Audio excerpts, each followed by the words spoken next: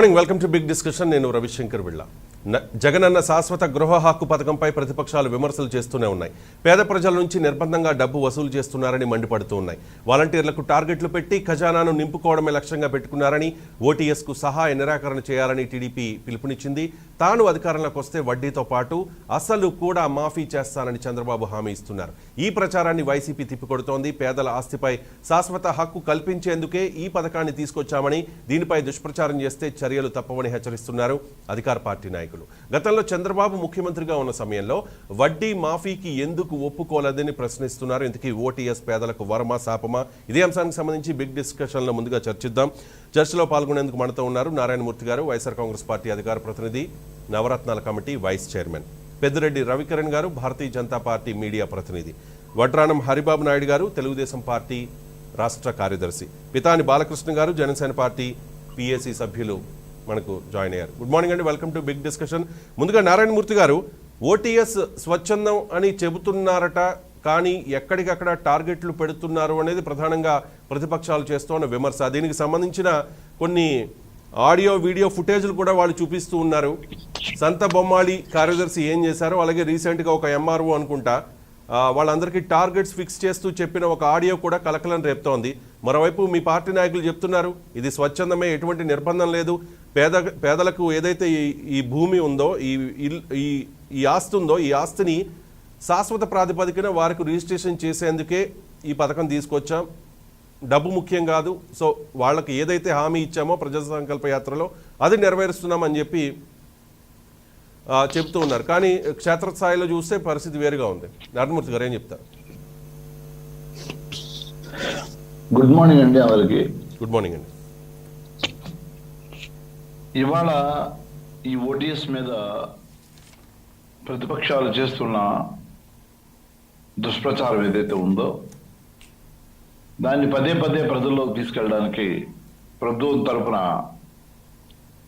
అధికార ప్రతినిధులు కానివ్వండి, ప్రభుత్వానికి ముఖ్య సలహాదారులు సజ్జల రామకృష్ణారెడ్డి గారు కానివ్వండి, అనేక మార్లు మన ఇంప్లిమెంటేషన్ చేస్తున్న విధానం కానివ్వండి, దాంట్లో అసలైన విషయాలు కానివ్వండి పదే పదే మీడియా ముందుకు వచ్చి మంత్రులు కూడా చెప్పడం జరిగింది. అయినప్పటికీ కూడా చంద్రబాబు నాయుడు గారు ఎందుకు మరి ఇంత దిగజారిపోతున్నారో తెలియదు.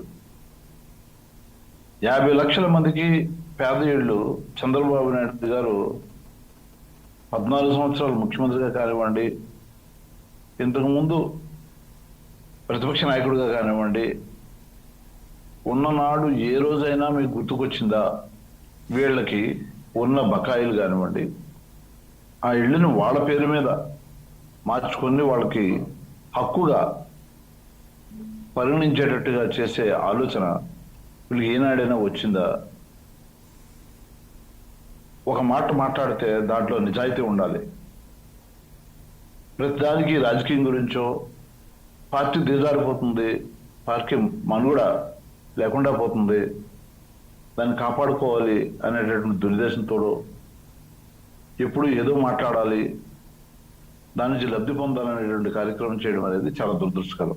రైట్. ఇప్పుడు అధికార పక్షం ఏం చెప్తే దాన్ని ప్రతిపక్షం విమర్శించడం, ప్రతిపక్షం ఎస్ చెప్తే దాన్ని అధికార పక్షం నో చెప్పడం, ఇదంతా మొదటి నుంచి మనం చూస్తూనే ఉన్నాం. ఇప్పుడనే కాదు, ఈ టర్మ్లోనే కాదు, గతంలో కూడా ఇదంతా రాజకీయం. ఇదంతా పక్కన పెడితే మీరు చెప్తున్నారు చాలా క్లియర్గా, ఇది పేదలకు వరం, చాలా యూజ్ఫుల్గా ఉంటుంది, వాళ్ళకి ఏదైతే ఆస్తి ఉందో అది వాళ్ళ పేరు మీద శాశ్వతంగా ఉంటుంది కాబట్టి తర్వాత వారసత్వంగా వచ్చిన వాళ్ళకి ఇవ్వచ్చు, ఎప్పుడైనా అవసరానికి డబ్బులు కావాలంటే రిజిస్ట్రేషన్ తమ పేరు అయిపోతుంది కాబట్టి దాన్ని కుదువు పెట్టుకోవచ్చు, ఈ రకమైన అన్ని చెప్తూ ఉన్నారు చాలామంది.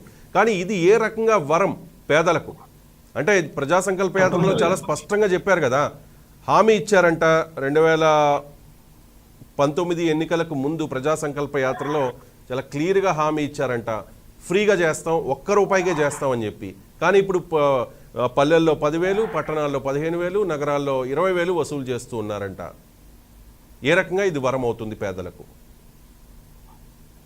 ఇదే దుష్ప్రచారం అని చెప్తా ఉన్నా మీకు. మనం మాట్లాడిన మాటలు ఏవైతే చెప్పారో అది చేస్తా ఉన్నారు. ఇప్పుడు గవర్నమెంట్ పేరు మీద గవర్నమెంట్ ఇచ్చిన ఇళ్ళు ఏవైతే ఉంటాయో వాళ్ళకి పూర్తిగా హక్కులు లభించవు. లబ్ధిదారుడికి. అది కట్టినంత కాలం, దాని మీద అప్పు ఉన్నంత కాలం కూడా అది గవర్నమెంట్ ల్యాండ్ గానో ఇల్లు గానో ఉంటుంది తప్ప పూర్తిగా క్లియర్ చేసుకొని వాళ్ళు ఉండడానికి ఏ విధమైన ఇబ్బంది ఉండదు, కానీ అమ్ముకోవడానికి కానీ కుదవబెట్టడానికి కానీ ఏ విధంగా అవకాశం ఉండదు. కాబట్టి హక్కులు కూడా వాళ్ళ పేరు మీద మారిస్తే అవసరమైనప్పుడు అమ్ముకోవడానికి కానివ్వండి, లేదా కుదవబెట్టడానికి, బ్యాంకులో కుదవబెట్టడానికి కానివ్వండి ఉపయోగపడుతుంది. హక్కులు మారుద్దాం. ఒక స్టాంప్ పేపర్ మీద వీళ్ళు రిజిస్ట్రేషన్ ఆఫీస్ కూడా వెళ్ళాల్సిన అవసరం లేకుండా వాళ్ళు ఎక్కడుంటే అక్కడే రిజిస్ట్రేషన్ చేసే విధంగా మనం ఇంత పగడ్బందీగా బృహత్తర కార్యక్రమాన్ని చేపడితే దాని మీద కూడా బురదల్లే కార్యక్రమం. అంటే పేదవాడికి ఇల్లు ఉండకూడదు అనేటువంటి సిద్ధాంతం ఈ పార్టీలది. పేదవాడికి వాడి పేరు మీద ఇల్లు ఉండకూడదు.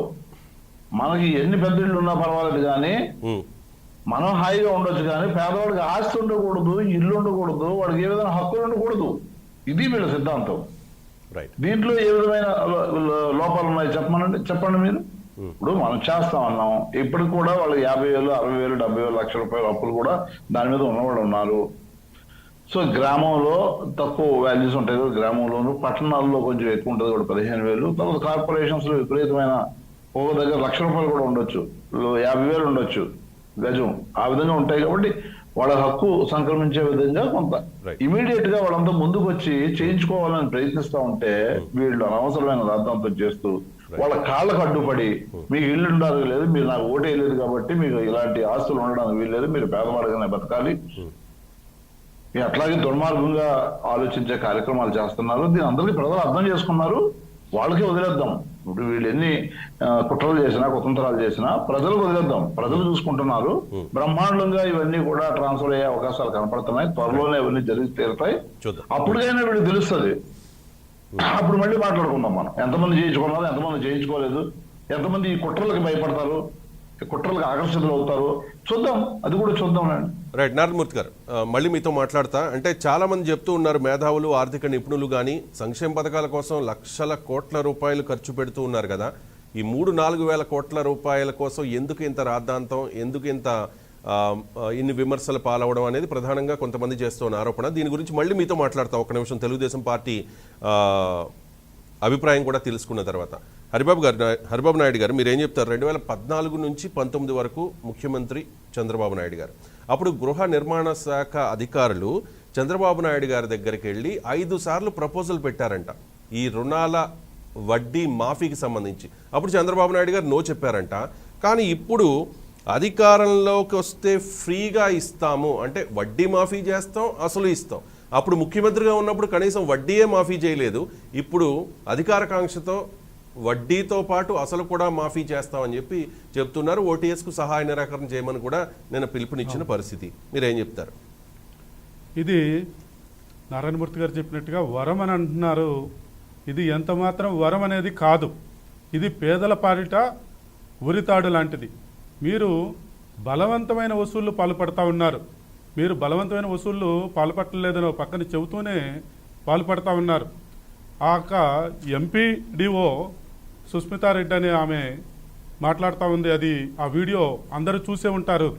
టార్గెట్లు పెట్టి, ఒక ప్రైవేట్ కంపెనీల్లో ఎలా అయితే టార్గెట్లు పెడతారో అలా టార్గెట్లు పెట్టి వీళ్ళు ఒక పంచాయతీకి 10,000, మున్సిపాలిటీకి 15,000, కార్పొరేషన్కి 20,000, కొన్ని వేల కోట్ల రూపాయల ఖజానాకి వీళ్ళు జగన్మోహన్ రెడ్డి గారు చేర్చుకోవటం కోసం ఈ యొక్క దుర్మార్గమైనటువంటి ఆలోచనని తీసుకురావడం జరిగింది. కరోనాతో గత 2 సంవత్సరాలుగా ప్రజలు, పేద ప్రజలు ముఖ్యంగా ఎంతో బాధపడతా ఉన్నారు.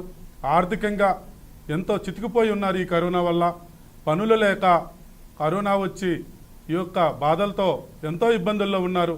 ఇలాంటి తరుణంలో మీ ఖజానాన్ని నింపుకోవటం కోసము ఈ యొక్క ఓటీఎస్ పథకాన్ని తీసుకువచ్చి పేద ప్రజల మీద మోపటాన్ని ఈ తెలుగుదేశం ప్రభుత్వం, తెలుగుదేశం చంద్రబాబు నాయుడు గారు దీన్ని ఖండించారు. గతంలో తెలుగుదేశం ప్రభుత్వంలో టెట్కో ఇల్లు సుమారుగా 2.5 లక్షల ఇల్లు ఆ రోజున ఉన్నతమైన ప్రమాణాలతో గేటెడ్ కమ్యూనిటీ టైపులో చక్కగా నిర్మించితే ఇప్పటి వరకు కూడా జగన్మోహన్ రెడ్డి గారు చిత్తశుద్ధి ఉంటే అవి పాడుపెట్టి అలాగే ఉంచారు తప్పనిచ్చి ఈ రోజు వరకు కూడా వాటిని పేద ప్రజలకు ఇవ్వలేదు. మీకు చిత్తశుద్ధి ఉంటే జగన్మోహన్ రెడ్డి గారు ఇన్ని సంవత్సరాలు మీరు అధికారంలోకి వచ్చిన ఇన్ని సంవత్సరాలు ఎందువల్ల వాటిని పక్కన పెట్టారని చెప్పి చెప్పవలసిందిగా ఈ సందర్భంగా నేను కోరుతా ఉన్నాను. హరిబాబు నాయుడు గారు, ఇక్కడ ప్రభుత్వం ఒక మంచి పని చేస్తున్నాం అని చెప్పేసి చెబుతుంది. పూర్తి చేస్తే మీరే ఇచ్చేయాల్సింది కదా, పూర్తి చేస్తే మీరే అంటే నారాయణమూర్తి గారు అప్పుడు వాళ్ళు పూర్తి చేయలేదు సగంలో ఉన్నాయి, దాన్ని కంప్లీట్ చేయాలి కదా.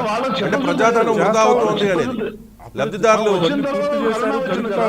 రోజున మీరు వచ్చిన తర్వాత వాటిని కంప్లీట్ చేయకుండా వాటిని పేదలకు ఇవ్వకుండా అలాగే పాడుపెట్టి ఉండటం అనేది జగన్మోహన్ రెడ్డి గారికి పేదల పక్షాన పక్షపాతమా లేకపోతే ఏమిటనేది మీరే సమాధానం చెప్పాలి. రైట్, అంటే ప్రభుత్వం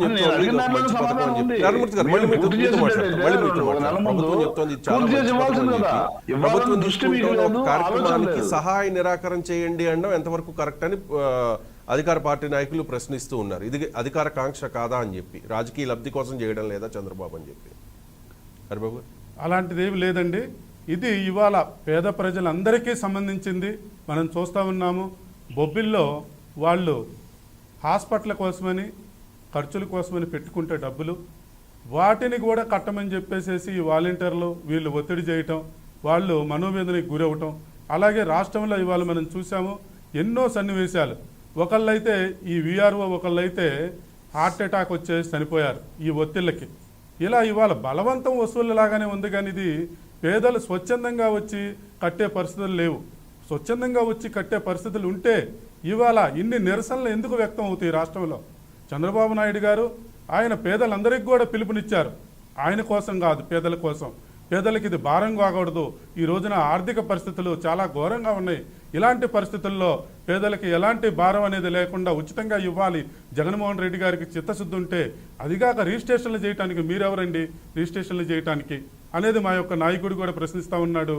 ఇది ఒక జగన్మోహన్ రెడ్డి గారు దీన్ని దృష్టిలో పెట్టుకొని మీకు ఎలాంటి చిత్తశుద్ధి ఉన్నా కూడా ఉచితంగా చేయండి రిజిస్ట్రేషన్లో అనేది మేము అడుగుతా ఉన్నాం. రైట్, పెద్దిరెడ్డి రవికిరణ్ గారు, మీరేం చెప్తారు? భారతీయ జనతా పార్టీ నుంచి ఒకటో ఆరో అక్కడక్కడ జరిగిన కొన్ని విషయాల్ని ఫోకస్ చేసి దుష్ప్రచారం చేస్తోంది తెలుగుదేశం పార్టీ అనేది అధికార పార్టీ నాయకుల అభిప్రాయం. ఇది చాలా వరమంట పేదలకు. ఎప్పుడో అంటే మనం చూసాం జగన్మోహన్ రెడ్డి గారి హయాంలో ఎంతమందికి ఇల్లు ఇచ్చారు అనేది పక్కన పెడితే, గతంలో ముఖ్యమంత్రులుగా ఉన్నప్పుడు, గతంలో వేరే పార్టీలు అధికారంలో ఉన్నప్పుడు వచ్చిన ఇళ్లకు సంబంధించి కూడా ఇప్పుడు వీళ్ళు క్రమబద్ధీకరణ చేయడానికి రిజిస్ట్రేషన్ చేస్తాం, మీకు శాశ్వత హక్కు ఉంటుంది, సో 10,000 కట్టండి, పల్లెల్లో పట్టణాల్లో 15,000, నగరాల్లో 20,000 కట్టండి, ఇది చాలా మంచి ఆఫర్ ఇది మీకు అన్నట్టుగా అధికార పార్టీ నాయకులు చెప్తూ ఉన్నారు. భారతీయ జనతా పార్టీ నాయకుల అభిప్రాయం ఏంటి దీని మీద? మీ పార్టీ స్టాండ్ ఏంటి? ఇది వరమా శాపమా? రవిశంకర్ గారు, ముందుగా మీకు టీవీ వీక్షకులందరికీ శుభోదయం అండి. ఎప్పుడైతే రాష్ట్ర ప్రభుత్వం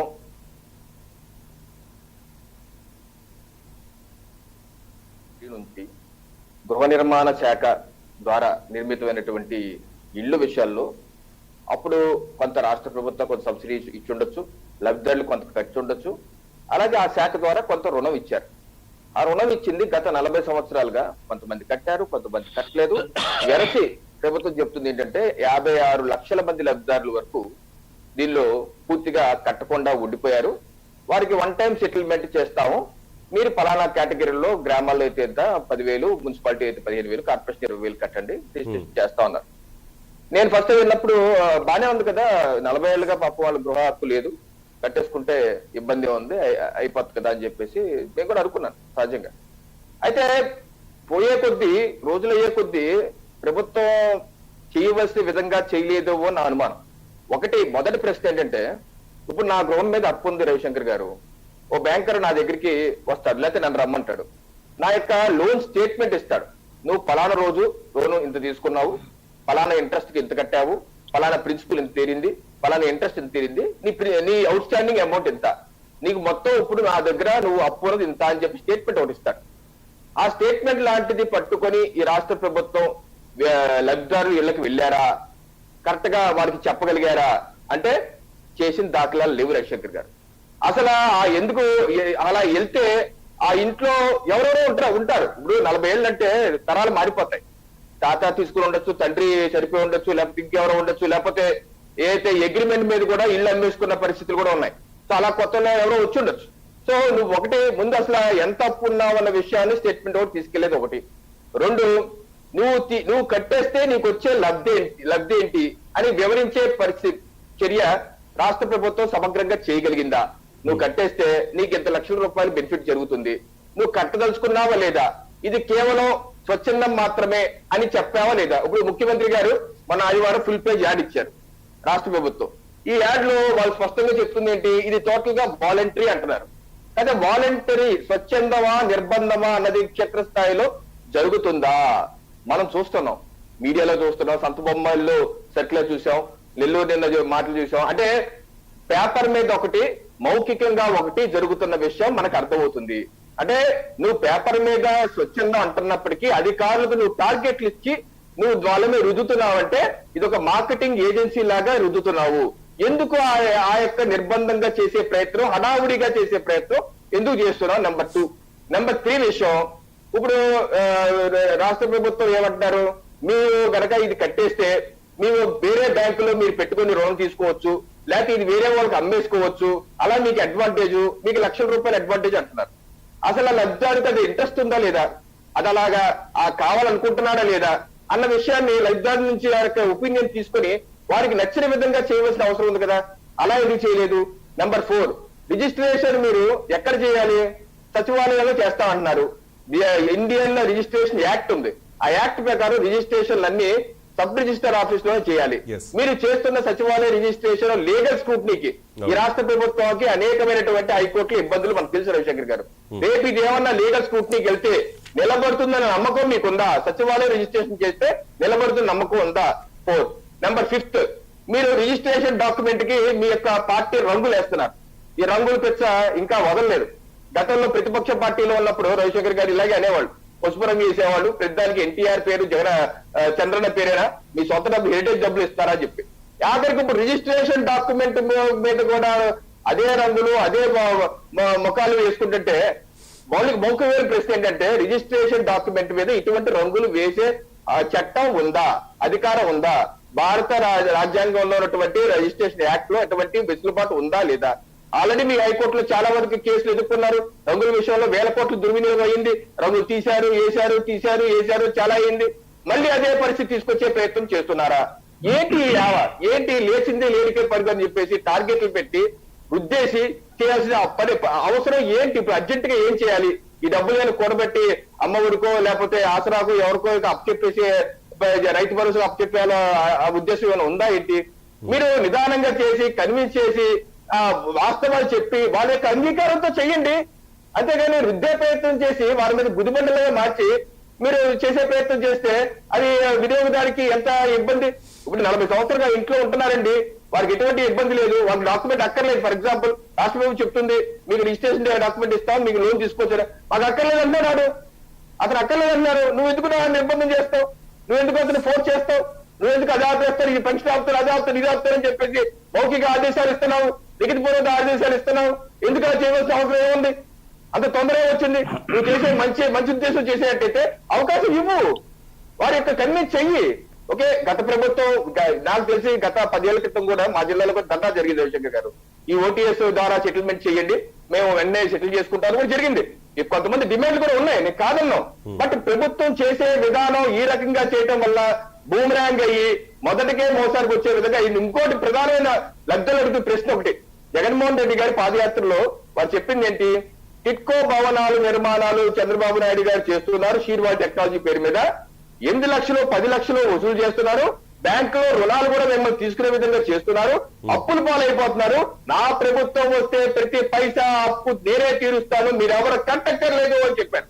అంటే నువ్వు కట్టే ఇళ్ళకి ఒక రూలు, ఎవరో కట్టించి ఇళ్లను ఇంకో రూలా అని ప్రజలు అడుగుతున్నారు. నువ్వు కట్టే ఇళ్ళకి నువ్వు ఫ్రీగా ఇస్తా అంటావా? ఎవరో ఇచ్చిన ఇంటికి ఎప్పుడో జరిగిపోయిన పెళ్లికి నువ్వు బాధ్యాలు ఇప్పుడు వాయిస్తావా అని అడుగుతున్నారు. దానికి ఏం సమాధానం చెప్తున్నారు రాష్ట్ర ప్రభుత్వం? నువ్వు కట్టే ఇల్లు నువ్వు ఫ్రీ అంటున్నావు కదా, నువ్వు అన్ని టిట్కో భవనాలు నువ్వే కట్టద్దన్నావు కదా, నువ్వు దానికి రుణాలు నువ్వు కట్టద్దన్నావు కదా, రుణం మాఫీ చేస్తా అన్నావు కదా, నువ్వు నీకో రూలు పరాయాడుకో రూలా? ఇదిగా నువ్వు ప్రజలకు సమాధానం చెప్పాలి, ఎదురుదాడి కాదు. ప్రజలు అడుగుతుంది ఇది. నువ్వు ఇచ్చే 30 లక్షల ఇల్లు ఉచితంగా ఇస్తానంటున్నావు, ప్రతి ఇల్లు నువ్వు కట్టించి ఇస్తా అంటున్నావు, 1 రూపాయి పెట్టక్కలే అంటున్నావు. నా ఇంటి పక్క పేదవాడికి నువ్వు ఫ్రీగా ఇస్తావా? నా దగ్గర డబ్బులు లాక్కుంటావా? ఇది ఎక్కడ న్యాయం అడుగుతున్నారు. దీనికి రాష్ట్ర ప్రభుత్వం సమాధానం చెప్పాలి. రవిశంకర్ గారు రైట్, అదే అడుగుదాం. జనసేన అభిప్రాయం కూడా తీసుకున్న తర్వాత వైఎస్ఆర్ కాంగ్రెస్ పార్టీ నాయకుల్ని అదే విషయం అడుగుదాం. పితాని బాలకృష్ణ గారు, మీ అభిప్రాయం ఏంటి? మీ నియోజకవర్గంలో ఎటువంటి అభిప్రాయం వ్యక్తమవుతోంది? ఓటీఎస్ అనేది పేదలకు వరం, చాలా ఉపయోగపడుతుంది. వాళ్ళ పేరు మీద రిజిస్ట్రేషన్ చేస్తాం, అది వారసత్వంగా నెక్స్ట్ జనరేషన్స్కి వెళ్తుంది. ఎప్పుడైనా అమ్ముకోవాలన్నా లేకపోతే కుదువు పెట్టుకోవాలన్నా వారి పేరు మీద ఉంటుంది కాబట్టి చాలా సౌలభ్యంగా ఉంటుంది అని చెప్పి అధికార పార్టీ నాయకులు చెప్తున్నారు.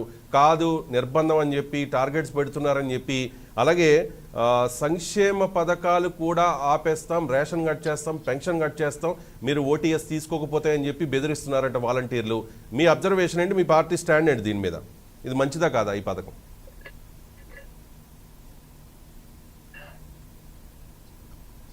మ్యూట్లో ఉంది సార్, మ్యూట్ తీయండి సార్.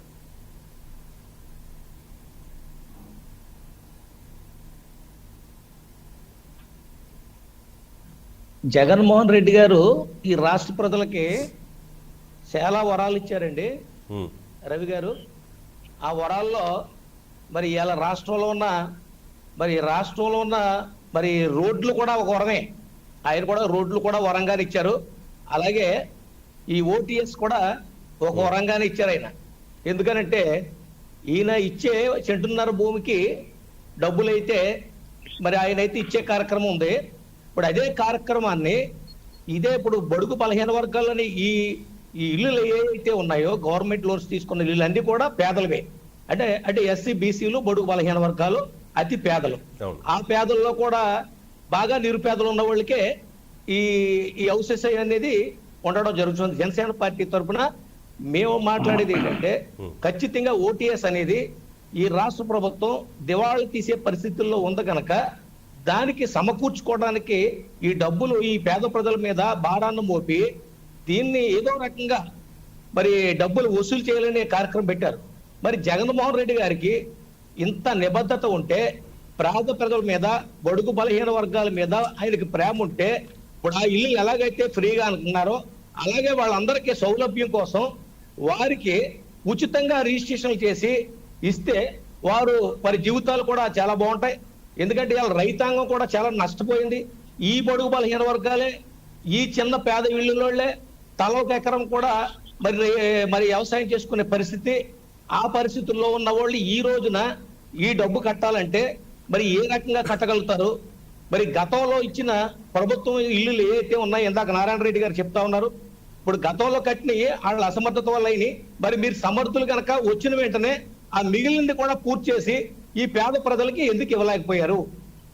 ఇవాళ జగన్మోహన్ రెడ్డి గారు చేసే కార్యక్రమం ఏదైతే ఉందో రాష్ట్రంలో ప్రతి ఒక్కటి కూడా పేద ప్రజల మీద, ఈ రైతాంగం మీద మరి భారం మోపే పరిస్థితి ఉంది తప్ప ఇవాళ మా నియోజకవర్గమే కాదు రాష్ట్ర వ్యాప్తంగా ఈ ఓటీఎస్ అనేది చాలా దుర్మార్గమైన కార్యక్రమం, చాలా మరి శోచనీయమైన పరిస్థితి. ప్రతి ఒక్కళ్ళు కూడా మరి ఇందాక చెప్పినట్టుగా మరి సోదరులు బీజేపీ వారు మరి ప్రతి మరి ఉద్యోగస్తుడికి కూడా ఎండిఓకి కూడా నిర్దేశంగా ఇంత అమౌంట్ ప్రతిరోజు కూడా జిల్లాకి ఇంత వసూలు చేసి ఖచ్చితంగా మరి కట్టాలని చెప్పేసి వసూలు చేయాలని చెప్పేసి ప్రతి ఒక్కరికి టార్గెట్ పెట్టడం. అలాగే ఒకవేళ ఇవ్వకపోతే మరి అన్నట్టుగా రేషన్ కార్డులు మరి రద్దు చేస్తాం, తలుపులకు తాళాలు వేస్తాం. మరి ఇంత దుర్మార్గమైన ప్రభుత్వం మరి గతంలో ఇప్పుడు నాకు 58 సంవత్సరాలండి, ఎప్పుడు కూడా ఇలాంటి ప్రభుత్వాన్ని నేను చూడలేదు. ఎందుకంటే నేను సర్వీస్ నుంచి వచ్చాను, గవర్నమెంట్ సర్వీస్ నుంచి. ఇలాంటి ప్రభుత్వం బహుశా నాకు తెలుసుండి నేను పుట్టిన తర్వాత ఇంతవరకు అనేది కూడా నేను చూడలేదు. ముఖ్యంగా ఈ జగన్మోహన్ రెడ్డి గారి పరిపాలన చాలా బాధాకరం అనమాట. ప్రతిదీ కూడా దోపిడీ, మరి ప్రతిదీ కూడా దోపిడీ, దుర్మార్గం. ఎవరన్నా ఒక మాట మాట్లాడితే వాళ్ళ మీద కేసులు పెట్టడం, మరి ఈ రకమైన మరి పరిస్థితి ఉంది. ఓటీఎస్ ని మరి పూర్తిగా జనసేన పార్టీ వ్యతిరేకిస్తా ఉంది. దీని మీద కూడా ఖచ్చితంగా పార్టీగా మరి మా పార్టీ తరఫున ఖచ్చితంగా దీని మీద కూడా కార్యాచరణ చేయాలనే కార్యక్రమం కూడా మేము పెట్టుకున్నాం. ఖచ్చితంగా దీని ఓటీఎస్ అనేది ఈ ప్రజలకి బడుగు బలహీన వర్గాలకి భారం అనేది మరి మీకు తెలియపరుస్తున్నాం సార్. కిరణ్ గారు, రవి గారు. బాలకృష్ణ గారు, ఇక్కడ తెలుగుదేశం పార్టీ నాయకులు ఒక పిలుపునిచ్చారు సహాయ నిరాకరణ కోసం అని చెప్పేసి. సహాయ నిరాకరణకు పిలుపునివ్వండి, మేము అధికారంలోకి వస్తే మీకు ఫ్రీగా ఇస్తామని చెప్తూ ఉన్నారు. దీన్ని నమ్మచ్చా మనం? ఎందుకంటే 2014 నుంచి 19 మధ్య కాలంలో ఈ గృహ నిర్మాణ సంస్థ అధికారులు చంద్రబాబు నాయుడు గారి దగ్గరికి వెళ్ళి 5 సార్లు ప్రపోజల్ పెట్టారంట, వడ్డీ మాఫీ చేద్దామని చెప్పి. అప్పుడు నో చెప్పారంట. అప్పుడు నో చెప్పిన ఆయన ఇప్పుడు మళ్ళీ ముఖ్యమంత్రి అయితే చేస్తా అంటున్నారు. ఇటువంటి వ్యాఖ్యలు నమ్మొచ్చా? సార్ ఇప్పుడు ఎవరిని ఇప్పుడు గతంలో ఆయన చేసినప్పుడు కూడా ఇప్పుడు ఆయన్ని నమ్మవలసిన పని లేదు, ఈయన్ని నమ్మవలసిన పని లేదు. ఏదన్నా ఒక నిబద్ధతతో పనిచేసే నాయకుడు ఎవరన్నా ఉన్నారంటే ఈ రాష్ట్రంలో నమ్మదగ్గ నాయకుడు ఎవరన్నా ఉన్నారంటే అది పవన్ కళ్యాణ్ గారు మాత్రమే. రేపొద్దున మా జనసేన పార్టీ అధికారంలోకి వస్తే ఇది 1983 నుంచి కూడా ఈ లోన్స్ ఉన్నాయి. మరి బహుశా మరి ఇప్పుడున్న ముఖ్యమంత్రి గారు అప్పుడు చాలా చిన్న వయసు అయి ఉంటది. మరి ఇప్పుడు వచ్చింది ఏదో రకంగా రెవెన్యూ ఎలా తీసుకోవాలి, ఈ రాష్ట్ర ప్రభుత్వాన్ని ఏదో రకంగా ఎదరికి నడుపుకెళ్లాలనే ఉద్దేశంతో మాత్రమే మరి ఓటీఎస్ అనేది పెట్టడం జరిగింది. రేపు జనసేన పార్టీ అధికారంలోకి వస్తే ఖచ్చితంగా మరి ఈ రెండు పార్టీలను కూడా నమ్మవలసిన అవసరం లేదు. ఖచ్చితంగా రేపు జనసేన పార్టీ, బీజేపీ, జనసేన రెండు మరి రేపు రాబోయే కాంబినేషన్ లో ఖచ్చితంగా మేము ప్రభుత్వం కనుక ఏర్పాటు చేస్తే ఖచ్చితంగా మేము మరి అన్ని కూడా రద్దు చేస్తామని మేము జనసేన పార్టీ తరఫున మీకు హామీ ఇస్తామన్నా. రైట్. బాలకృష్ణ గారు, మీరు అండ్ బీజేపీ ఇద్దరు అలయన్స్ లో ఉన్నారు కాబట్టి మీ ప్రభుత్వం అధికారంలోకి వస్తే ఖచ్చితంగా ఏదైతే చంద్రబాబు నాయుడు గారు ఇప్పుడు హామీ ఇచ్చారో ఆ హామీని మీరు అమలు పరుస్తామని చెప్తున్నారు. రైట్. నారాయణమూర్తి గారు, ఖచ్చితంగా సార్. రైట్. ఓకే. నారాయణమూర్తి గారు, ఇంతకు ముందు ఒక ప్రశ్న అడిగాను మిమ్మల్ని. మీరు నవరత్నాల కమిటీ వైస్ చైర్మన్గా ఉన్నారు. సంక్షేమ పథకాలకు ఎంత ఖర్చు అవుతుంది అనేది మీకు బాగా తెలుసు. నాకు తెలిసి ఈ 2.5 ఏళ్లలో 1,00,000 కోట్లకు పైగా సంక్షేమ పథకాలకు మీరు ఖర్చు పెట్టారు. కానీ ఒక 3-4 వేల కోట్ల రూపాయల దగ్గర ఇంత ఇష్యూ అవుతూ ఉంటే ఎందుకు ఫ్రీగా చేయలేకపోతున్నారు మీరు? ఇదే విషయాన్ని నిన్న మీ ప్రభుత్వ సలహాదారు సజ్జల రామకృష్ణారెడ్డి గారు కూడా ప్రస్తావించారు. ఎందుకు ఇన్ని విమర్శలు వచ్చినప్పుడు ఫ్రీ అని చెప్పేయచ్చు కదా, మీరు 1 రూపీకే చేస్తా అన్నారు కదా, అలాగే చేసేయండి. నారాయణమూర్తి గారు, ఇప్పుడు ఇద్దరు కలిసి అంటే ముందు ఇంతకుముందు మాట్లాడిన దాన్ని కూడా నేను చెప్పిన తర్వాత మీరు మాట్లాడింది కూడా చెప్తాను. వీళ్ళిద్దరూ మాట్లాడింది ఎట్లా ఉందంటే, మీరు ఏమైనా చేయండి పేదవాడు హక్కులు మాత్రం ఇవ్వడానికి లేదు, ఇప్పుడు ఉంటున్నాడు కదా ఇంట్లో అని చెప్పేసి అంటే బీజేపీ వారు మాట్లాడినా లేదా తెలుగుదేశం వాళ్ళు మాట్లాడినా జనసేన వారు మాట్లాడినా అంటే పేదవాడికి హక్కు అనేది మీరు డబ్బులు కట్టించుకుంటేనే ఇవ్వగలుగుతారా? హక్కులు ఇవ్వకండి, పేదవాడికి హక్కు అనేది ఎలాగైనా ఇవ్వచ్చు.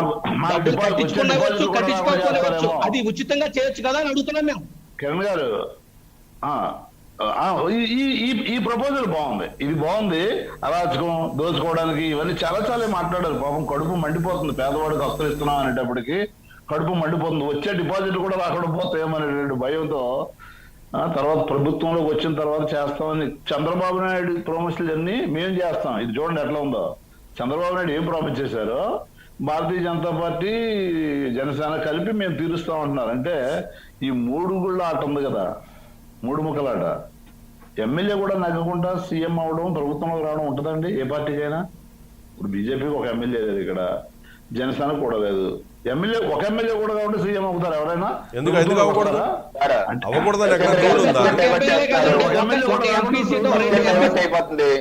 నేను ఏమంటానంటే, ప్రజలు తిరస్కరిస్తే ప్రభుత్వంలో అంటే ఓకే, ఎవరికైనా అవకాశం ఉంటుంది ప్రజాస్వామ్య దేశంలో. మీకు ఏదో గొప్పవారు మీరు మ్యాండేటరీ ఇచ్చారు,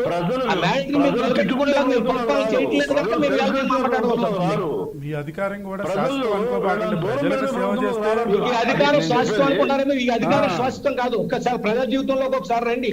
ఇవాళ ప్రజలు రాష్ట్రంలో సామాన్యుడు కూడా పార్టీని అధికారంలో తీసుకొస్తాడా? పోటీ చేసిన దగ్గర ఇప్పుడు ఎలక్షన్ రద్దు చేసి నిజంగా మీ పరిపాలన మీద మీకంత చిత్తశుద్ధి ఉంటే ఇప్పుడు మీరు పార్టీ మీరు గవర్నమెంట్ రద్దు చేసి ఇప్పుడు ఎలక్షన్ పెట్టండి. ఎన్ని సీట్లు వస్తాయో మీకు తెలుస్తుంది.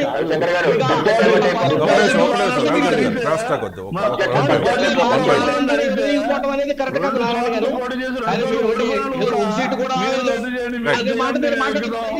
బాలకృష్ణ గారు, ఒక నిమిషం. నారాయణమూర్తి గారు చెప్తారు కదా. నారాయణమూర్తి గారు చెప్పండి, ఈ 3-4 వేల కోట్ల రూపాయల దగ్గర ఎందుకు అంత మంకుపట్టు, ఎందుకు ఇన్ని విమర్శలు వస్తూ ఉంటే పేదలకు ఫ్రీగా ఇచ్చేయచ్చు కదా? అంటే ప్రతిపక్షాలు డిమాండ్ చేసాయి కాబట్టి ఇవ్వకూడదా?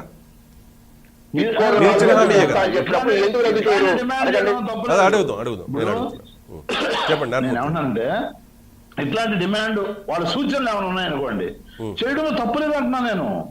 దాన్ని సీఎం గారు తీసుకుంటారేమో, ఆలోచిస్తానేమో. ఇట్లాంటి డిమాండ్ చేయడంలో, సూచనలు చేయడంలో తప్పులేదు. కానీ ప్రజల్ని భజవంతుగా వసూలు చేస్తున్నారు. 10 సార్లు చెప్పిన తర్వాత కూడా అబద్ధాన్ని నిజం చేసే కార్యక్రమం ఈ 3 పార్టీలు చేస్తున్నాయంటే సొంత బొమ్మాళ్ళలో ఏం జరిగిందో మనకు తెలియదా?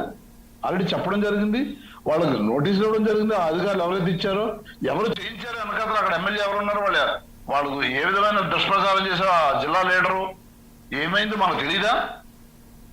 ఏ విధంగా చేయించాడో మనకు తెలీదా? కానీ ఒక ఎంపీడీఓ కూడా మాట్లాడారు కదా టార్గెట్స్ పెడుతూ. మర్రిపాడు మండలం ఒక ఎంపీడీఓ కూడా ఆమె టార్గెట్స్ పెట్టి దీని గురించి మాట్లాడారు. అది దానికి మీరేం సమాధానం చెబుతారు? అది ఆడియోలు ఎట్లా మార్పు చేస్తున్నారు వీళ్ళు? చివరికి ప్రభుత్వంలో అక్కడ లోకల్గా ఉన్న చిన్న చిన్న అధికారులని ప్రలోభపెట్టి వాళ్ళ చేత వాళ్ళ పదవులు పోయినా లేదంటే వాళ్ళు ఉద్యోగాలు పోయే అవకాశం ఉన్నా కూడా వాళ్ళని భయపెట్టి భయభ్రాంతులు గురి చేసి స్టేట్మెంట్లు ఇచ్చి లేదంటే నోటీసులు ఇచ్చే కార్యక్రమం చూస్తా ఉంటే ఎంత దిగజారిపోతారు, ఎంత బరితెగిస్తారు. అలాంటి పరిస్థితి ఏమి లేదండి. మీ అంటే గవర్నమెంట్ ఇంకా లో మీ అధికారులు 3 సంవత్సరాలు ఉంది. అలా ప్రభుత్వం క్లియర్ గా చెప్తా ఉంది పార్టీకి భయపడి చెప్పడం అనేది ఎంత హాస్యాస్పదం అందరికీ అర్థమవుతా ఉంది. వాళ్ళకి ఇష్టం వచ్చిన వాళ్ళు హక్కులు మార్చుకోవచ్చు, లేదనుకోండి అట్లాగే ఉంచుకోండి, తప్పులేదు. మీ ఇంట్లో మీరే ఉండండి, మీదే ఇల్లు అది, కానీ మీ ఇంట్లో మీరే ఉండండి, మీరు రిజిస్ట్రేషన్ చేసుకోండి అని ప్రభుత్వం చెప్తా. అదే కార్యక్రమాన్ని ఉచితంగా పేద ప్రజలకు సాయం చేయొచ్చు కదా అని అడుగుతున్నాం మేము. ఇప్పటికీ కూడా అశాంతికి గురి చేయాలి పేదవాడికి ఇల్లు ఉండడానికి. వాడి పేరు మీద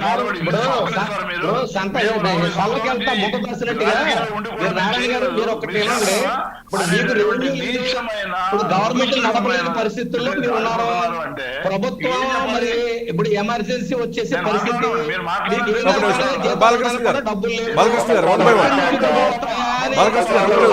ఎక్కడి నుంచి డబ్బు వస్తుందా, ఏ రకంగా రెవెన్యూ పెట్టాలా, ఈ మార్గాలు ఎత్తుకున్నారు తప్ప ఎవరు కూడా ప్రజా సంక్షేమం పట్టదు. గెలిచినప్పుడు పాదయాత్ర చేసినప్పుడు గడ్డాలతో ముద్దులు పెట్టారు.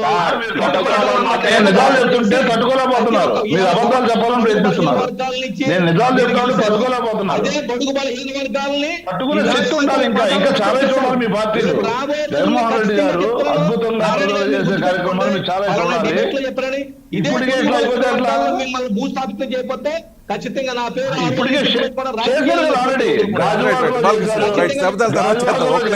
ఒక నిమిషం అధికార పార్టీ తరఫున చెప్తున్నారు కదా, ఒక నిమిషం వెయిట్ చేయండి.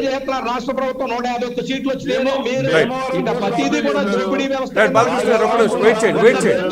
రాష్ట్రంలో ఎంతమంది గర్భిణీ స్త్రీలు అబార్షన్లు అయిపోయి ఏంటి రకరకాలుగా మోటార్ సైకిల్ ఇరిగిపోయి కాళ్ళు ఇరిగిపోయి ఒక్క రోజు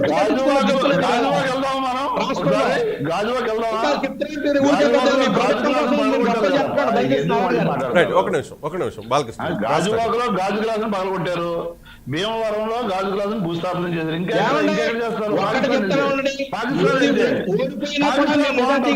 ప్రజా సంక్షేమం కోసం ప్రజల పక్షాన మాట్లాడే పార్టీ జనసేన పార్టీ, నిరంతరం కూడా ప్రజలతో ఉన్న పార్టీ. ఖచ్చితంగా గెలుపు ఒకటే కాదు, మా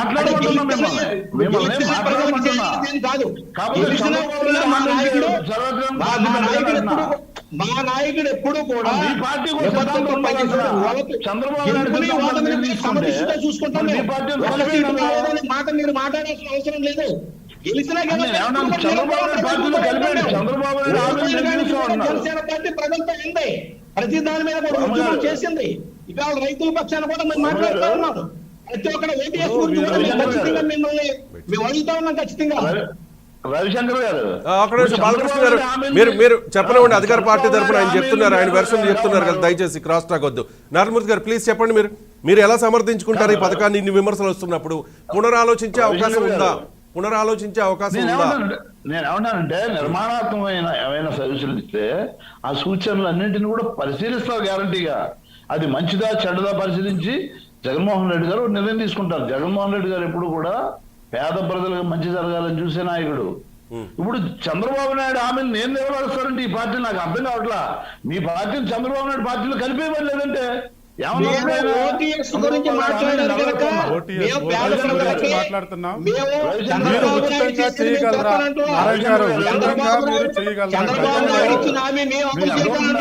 నారాయణ గారు?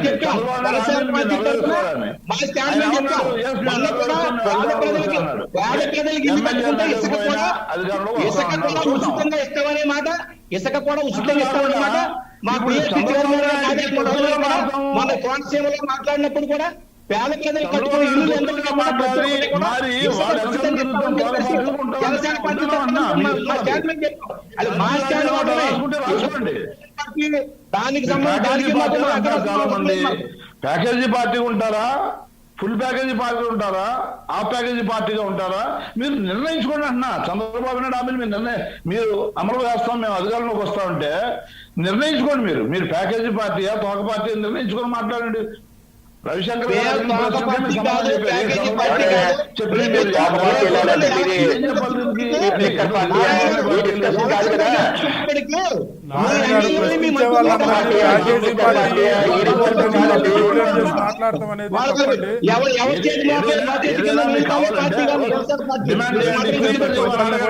మా నాయకుడు చంద్రబాబు నాయుడు గారు ఆల్రెడీ చంద్రబాబు నాయుడు గారు ఆల్రెడీ ఇవ్వడం జరిగిందండి. తెలుగుదేశం ప్రభుత్వంలో గతంలో విశాఖపట్నంలో మహిళల పేరు మీదే పసుపు కుంకుమ ఇచ్చి మరీ రూపాయి ఖర్చు లేకుండా మా నాయకుడు విశాఖపట్నంలో ఉచితంగా రిజిస్ట్రేషన్లు చేసి ఇవ్వడం జరిగింది మా తెలుగుదేశం ప్రభుత్వం. మీరు కూడా ఇప్పుడు ఉచితంగా ఇస్తారా? పేద ప్రజల యందు మీరు జగన్మోహన్ రెడ్డి గారి చిత్తశుద్ధిని చేయించుకుంటారా? ఇదే మేము అడుగుతా ఉన్నాం. డెఫినెట్ గా అడగండి అంటున్నా నేను జగన్మోహన్ రెడ్డి గారు ఏ విధంగా చెప్పిన మాట నెరవేరుస్తూ వెళ్తున్నారో, పేదవాడు హక్కులేని ఇల్లు వాళ్ళ పేరు మీద మార్చడానికి ప్రయత్నిస్తున్నారో పేద ప్రజలకు తెలుసు.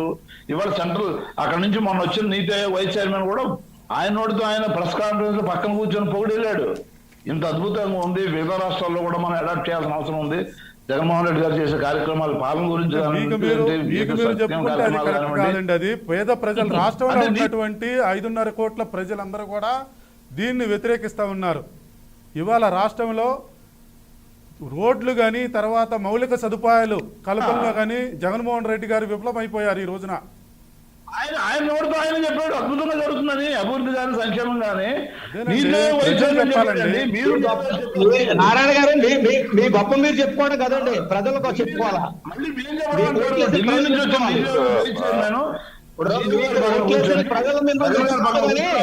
మాట్లాడి నేను గ్రాఫిక్స్ సినిమా కాదు ఇది, గ్రాఫిక్స్ చూపించట్లా. నేను గత 5 సంవత్సరాలు చూపించిన గ్రాఫిక్స్ లేదు.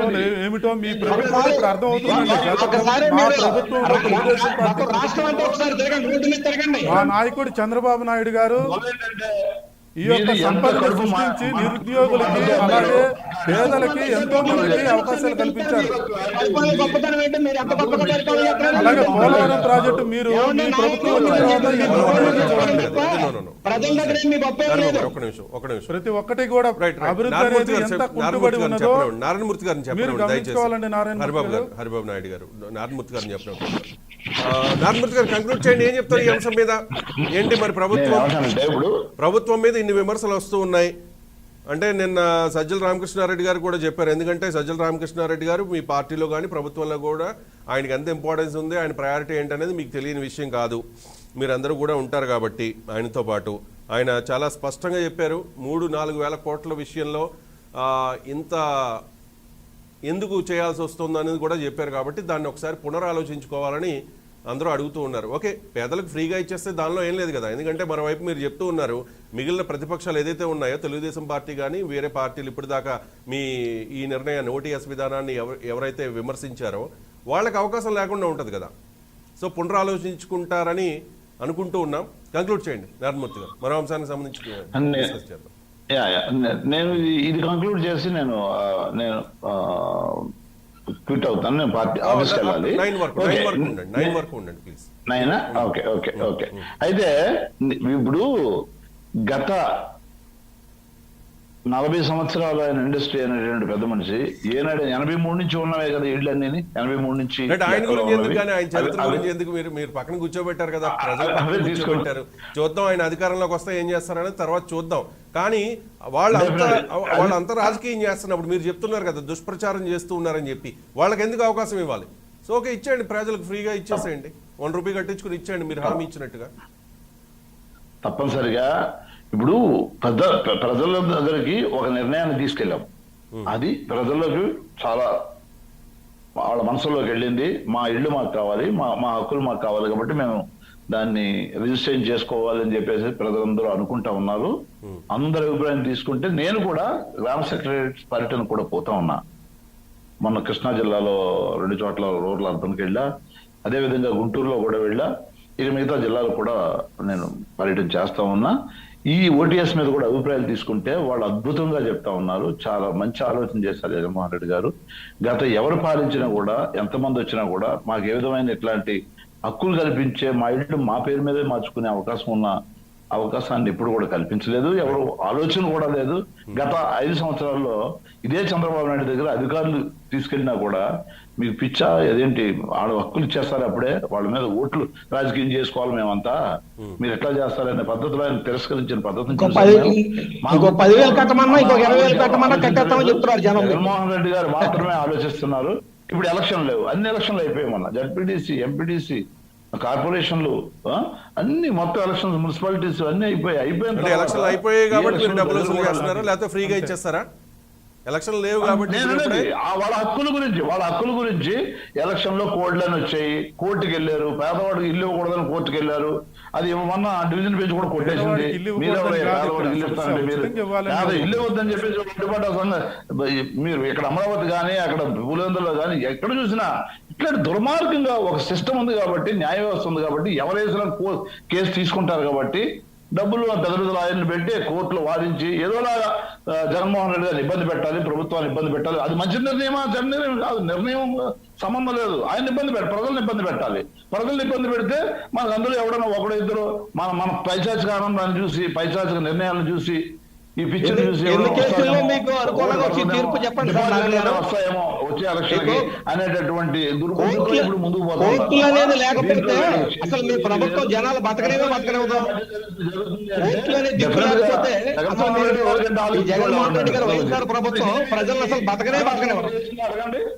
ఇదే బీజేపీ మాట్లాడుతున్నారు. పక్క రాష్ట్రాల్లో లేరు ఆ పార్టీలు, ఏదో చిన్న పార్టీలు, రీజనల్, సెమీ రీజనల్ పార్టీలు. దేశంలో 18 రాష్ట్రాల్లో ఉన్నాం. మాతో మీరు పోల్చుకోవచ్చు. పులిని చూసి నక్క బాత పెట్టుకున్నట్టే. దేశంలో 18 రాష్ట్రాల్లో ఉన్నాం. 7 దశాబ్దాల రాజకీయాల్లో ఉన్నాం. ఉప ప్రాంతీయ పార్టీగా మిగిలిపోయిన పార్టీ, తెలంగాణలో కూడా భూస్థాపితం అయిపోయిన పార్టీ, తెలంగాణలో కూడా కోచ్ చేసుకున్న పార్టీ. మీరే మాకు చెప్పేది కాదు. తెలంగాణ భాగం చేయలేదు, భాగం చేస్తే వేరుంటుంది. అసలు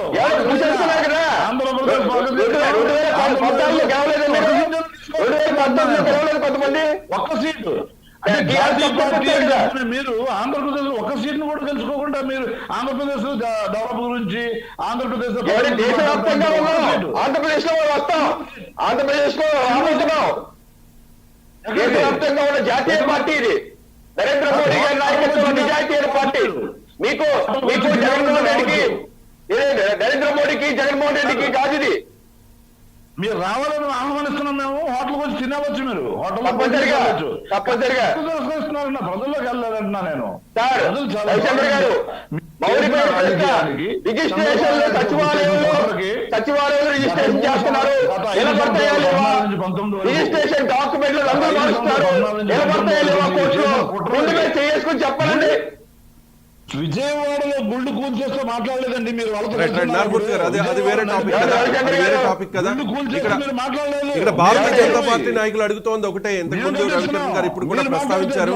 మీరు సచివాలయంలో రిజిస్ట్రేషన్ చేస్తే అది వ్యాలిడ్డా కాదా, తర్వాత ప్రాబ్లం వస్తుందా లీగల్ గా? ఎందుకంటే ఇప్పుడు మీరు తీసుకునే అనేక నిర్ణయాలు కోర్టుల్లో వీగిపోతూ ఉన్నాయి. మళ్ళీ తిరిగి పునఃసమీక్షించుకోవాల్సిన పరిస్థితి. ఇది కూడా అటువంటి ప్రాబ్లం వస్తే వాళ్ళు ఇబ్బంది పడతారు కదా. డబ్బులు కట్టిన తర్వాత కూడా ఇబ్బంది పడతారు కదా. సార్ మీరు బీజేపీ రాష్ట్రాల్లో ఏం జరుగుతుందో నాకు తెలుసు. బీజేపీ రాష్ట్రాల సంగతి ఎందుకంటే మన రాష్ట్రం సంగతి చూసుకుందాం ముందు. మనం బీజేపీ రాష్ట్రాల్లో మన రాష్ట్రంలో చెప్పండి. లీగల్ గా టెక్నికల్ గా వచ్చే కొన్ని సమస్యలు ఉన్నాయి. పరిపాలన చేస్తున్నారు అందరూ. మన క్యాంటీన్ లో అమ్మ క్యాంటీన్ అనేది ఆవిడ క్యాంటీన్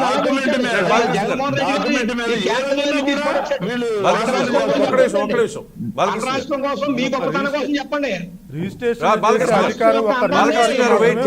మీ టర్న్ వచ్చినప్పుడు మాట్లాడండి. document మీద టెక్నికల్ గా లీగల్ గా ఉన్న ఈ ఏ ఇష్యూకి రంగు మీరు చెప్పే చేస్తారు? సమాధానం ఏంటి?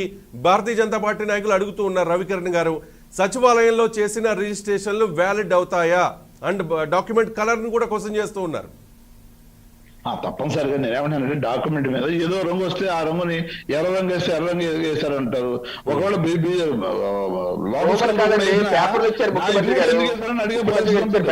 మీరు ఏమిటంటే ఏదో రంగు ఉంటుంది దానికి, ఆ రంగుని రాద్దాంతం చేయాలని చూస్తున్నారు. రంగుతో ఏముంటది అక్కడ?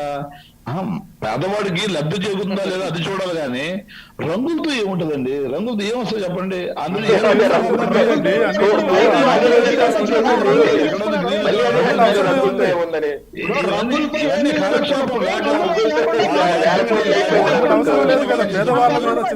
జగన్మోహన్ రెడ్డి గారికి రంగులు లేకుండా ఉచితంగా ఇవ్వమని చెప్పండి. తప్పనిసరిగా రిజిస్ట్రేషన్ చేయండి. వ్యాలిడిటీ ఉంటది. లీగల్ టీంతో మాట్లాడి అవన్నీ ఒపీనియన్స్ తీసుకున్న తర్వాతే మనం నిర్ణయం తీసుకున్నాం. నిర్ణయం తీసుకున్న తర్వాతే రిజిస్ట్రేషన్కి వెళ్తే మళ్ళీ అక్కడ 50-60 వేల రూపాయలు అవుతుంది రిజిస్ట్రేషన్ కి.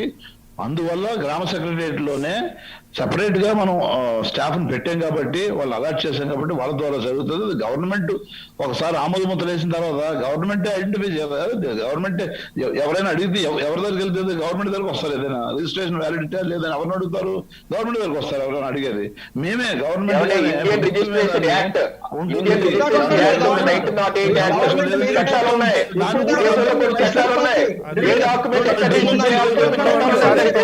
దాంట్లో ఏమైనా మార్పులు లబ్ధి చేకూరాలండి. మనం పేదవాళ్ళకి లబ్ధి చేకూర్చాలి మా సిద్ధాంతం. మీరు రంగుల గురించి లేదా రిజిస్ట్రేషన్ గురించి ఒకవేళ ఏదైనా చిన్న మార్పులు చేస్తారు, ఏముందంటున్నా దాంట్లో. మీరు అలాంటివి అడగండి, బాగుంది. మీరు అలాంటి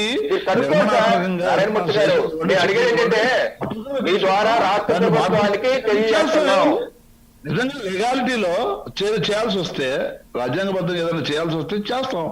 పేదవాడికి లబ్ధి చేకూరాలి.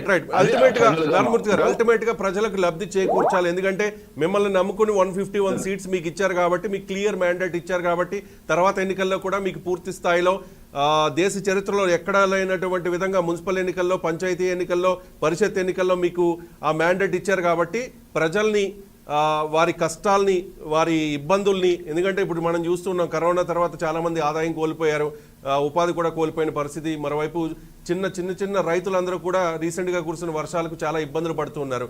చాలా ఇబ్బందికర పరిస్థితుల్లో ఉన్నారు కాబట్టి, పేదల ప్రభుత్వం అని చెబుతున్నారు కాబట్టి దాన్ని ఒకసారి పునరాలోచించాలని అన్ని పార్టీలు డిమాండ్ చేస్తూ ఉన్నాయి. రైట్, దానికి సంబంధించి ఒక కీలకమైన మంచి నిర్ణయం తీసుకుంటారు, ప్రజలకు మేలు చేకూర్చే విధంగా అని చెప్పి అందరూ ఆశించాల్సిన పరిస్థితి. మరో అంశానికి సంబంధించి చర్చిద్దాం, ఎందుకంటే మీరు వేరే పార్టీ కార్యక్రమానికి వెళ్ళాలి కాబట్టి ఫస్ట్ మీతోనే స్టార్ట్ చేస్తా. వైసీపీ ప్రభుత్వం కనీ విని ఎరగని స్థాయిలో కొన్ని అప్పులు చేస్తోందట. పేదలను వదిలిపెట్టకుండా బాధితోన్న బాధుళ్ళు, ఈ రెండు అంశాలకు సంబంధించి ఊరూరా సభలు నిర్వహించాలని ప్రధాన ప్రతిపక్షం తెలుగుదేశం పార్టీ నిర్ణయించింది. ప్రతి గ్రామంలో కూడా గౌరవ సభలు నిర్వహించి ప్రజా వ్యతిరేక ప్రభుత్వ విధానాలను ప్రశ్నించాలని కూడా తెలుగుదేశం పార్టీ పిలుపునిచ్చింది. ప్రతి ఊళ్ళోనూ కూడా మీరు చేస్తోన్న అప్పులకు సంబంధించి, మీరు ప్రజల్ని బాధితోన్న బాధుళ్ళకి సంబంధించి, ఎందుకంటే జగన్మోహన్ రెడ్డి గారు చాలా సందర్భాల్లో చెప్పారు బాధుడే బాధుడు అని చెప్పి, చంద్రబాబు నాయుడు గారు బాధుతున్నారు అని చెప్పి. కానీ ఇప్పుడు ఆ బాధుడికి డబుల్ బాధుడు అయిపోతుంది అనేది తెలుగుదేశం పార్టీ కాదు, మిగిలిన పార్టీలు కూడా ఆరోపిస్తోన్న పరిస్థితి. ఏం చెప్తారు? ప్రతి ఊర్లో కూడా గౌరవ సభలు నిర్వహిస్తారంట, మీ పార్టీ చేస్తోన్న, మీ ప్రభుత్వం చేస్తోన్న విధానాల్ని విమర్శిస్తూ ఉంటారంట, ప్రజల్లో చైతన్యం తీసుకొస్తూ ఉంటారంట. మరి దాన్ని ఏ రకంగా మీరు అధికార పార్టీ తరఫున తిప్పికొట్టబోతున్నారు? నారాయణమూర్తి గారు, ఒకవేళ అదే పని చేస్తే వాళ్ళని పల్లెటూళ్ళకి వెళ్ళమనంటే ఊళ్ళకి వెళ్తారా లేదా పట్టణాలకు వెళ్తారా? ఆ కౌరవ సభలు ఏవైతే ఉన్నాయో వాళ్ళు పెట్టాలనుకున్న కౌరవ సభలు ప్రజలు దానికి గౌరవ సభ ఆ ప్రజలు వాళ్ళకి ఏ విధంగా తిప్పు కొడతారో, వాళ్ళు వెళ్ళిన తర్వాత వాళ్ళకి జరిగే సన్మానం ఎలా ఉంటుందో బ్రహ్మాండం సన్మానం చేస్తారు ప్రజలు. అంటే ఏం చేస్తారు? ఎందుకంటే విధంగా ఈ దేశంలో ఏ రాష్ట్రంలో కూడా, ఈ రాష్ట్రం ఏర్పడిన తర్వాత ఏ ప్రభుత్వం కూడా చేయని విధంగా, కని విని ఎరుగని విధంగా పేదవాడు కానివ్వండి, మహిళలకు కానివ్వండి, మహిళలకి మొత్తం రుణమాఫీ చేస్తామని చెప్పేసి మొండి చేయి చూపించిన కార్యక్రమాలు, వాటిని మనం తీరుస్తున్నాం. వాళ్ళ అప్పుల గురించి మాట్లాడడానికి వాళ్ళకి హక్కు లేదు. ఎందుకంటే వాళ్ళు చేసిన అప్పులకి ఇంట్రెస్ట్ ఉన్నాయి చూసారా, ఆ ఇంట్రెస్ట్ మేము కడుతున్నాం. వాళ్ళు చేసిన వాగ్దానం ఉన్నాయి చూసారా, బిల్లులు కానివ్వండి, అనేక రకాలుగా చదువులు ఏదైతే కాలేజెస్ ఫీజుకి వాళ్ళు వేస్తానన్న డబ్బులు వేయకుండా ఫీజు రీయింబర్స్మెంట్ అవి మేము తీరుస్తున్నాం, అప్పులు చేసిపోతే మేము కడుతున్నాం, ఈ పవర్ బిల్లులు పెండింగ్ పెట్టిపోతే మేము కడుతున్నాం. ఈ విధంగా ఒకటి కాదు, అనేక విధాలుగా వాళ్ళు చేసిన అప్పులకి ఇంట్రెస్ట్లు కానివ్వండి, వాళ్ళు చేసిన అప్పులు కానివ్వండి, వాళ్ళు పెండింగ్ పెట్టిన బిల్లులు కానివ్వండి, వీటినన్నీ మేము తీరుస్తూ వస్తున్నాం. వాటికి కొంత అప్పు అవుతుంది. రెండోది ప్రజా సంక్షేమం కోసం ఇచ్చిన మాట ప్రకారం ఈ కరోనా టైంలో కూడా ఏ మనిషి కూడా బాధపడకుండా వాళ్ళ చదువులు కానివ్వండి, ఫీజు రింబర్స్మెంట్ కానివ్వండి, అమ్మఒడి కానీ, విద్యా దీవెన కానీ, వసతి దీవెన కానీ, ఆరోగ్యశ్రీ కానీ, రైతు భరోసా కానీ, ఇళ్ళు కానివ్వండి, ఏ విధంగా ఏదైతే చెప్పామో మేము ముందు ఆ విధంగా చేసుకుంటూ వెళ్తున్నాం. డెఫినెట్ గా ప్రణాళికాబద్ధంగానే అన్ని ఇన్ఫర్మేషన్ తీసుకొనే ఆరోగ్యవంతంగానే మనం చేసుకుంటూ వెళ్తున్నాం. అందులో ఏ విధమైన ప్రాబ్లం లేదు. అయితే ఈ సభల గురించి మాత్రం ఇంకొకసారి నేను ప్రస్తావిస్తా.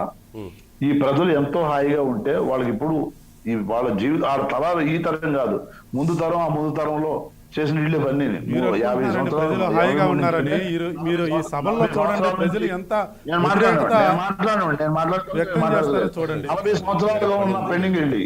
40 సంవత్సరాలు 83 అంటే తెలుగుదేశం పార్టీ పుట్టినప్పటి నుంచి పేదవాడికి హక్కు లేకుండా చేసిన ఈ పార్టీ, ఆ ఇల్లు మీద హక్కు లేకుండా చేసిన ఈ పార్టీలు ఆ ఇళ్ళని మేము ఇప్పుడు వాళ్ళకి హక్కు కల్పించాలని చేస్తున్న ప్రయత్నంలో ఖండిస్తున్నాము. 1983 నుంచి ఎన్టీఆర్ గారు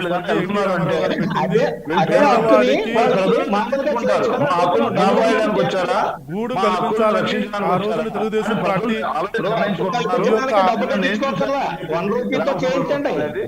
లేదండి. ఆ రోజు నుంచే మా యొక్క నాయకుడు అధినాయకుడు చంద్రబాబు నాయుడు గారు ఆ రోజు నుంచే ఈ యొక్క కార్యక్రమాన్ని పెట్టుకొని ఉన్నారు. మీరు వచ్చి ప్రజలకు మేము పేదల్ని పీడిస్తా ఉన్నారు. పంచాయతీల్లో 10,000, మున్సిపాలిటీలో 15,000, 20,000 కార్పొరేషన్లు. ఏంటండి ఏం బేరాలండి? మీకు ఎవరు దొరకలేదా మీకు పేదవాళ్ళ తప్పనిచ్చి? లేదు లేదు, మీరు ఇవాళ మీరు చెప్పుకోవటం కాదు, పేదవాళ్ళు చెప్పాలి. మీరు ఇందాక రీయింబర్స్మెంట్, ఫీజు రీయింబర్స్మెంట్ అన్నారు. జగన్మోహన్ రెడ్డి గారు అధికారంలోకి వచ్చిన తర్వాత ఉదాహరణ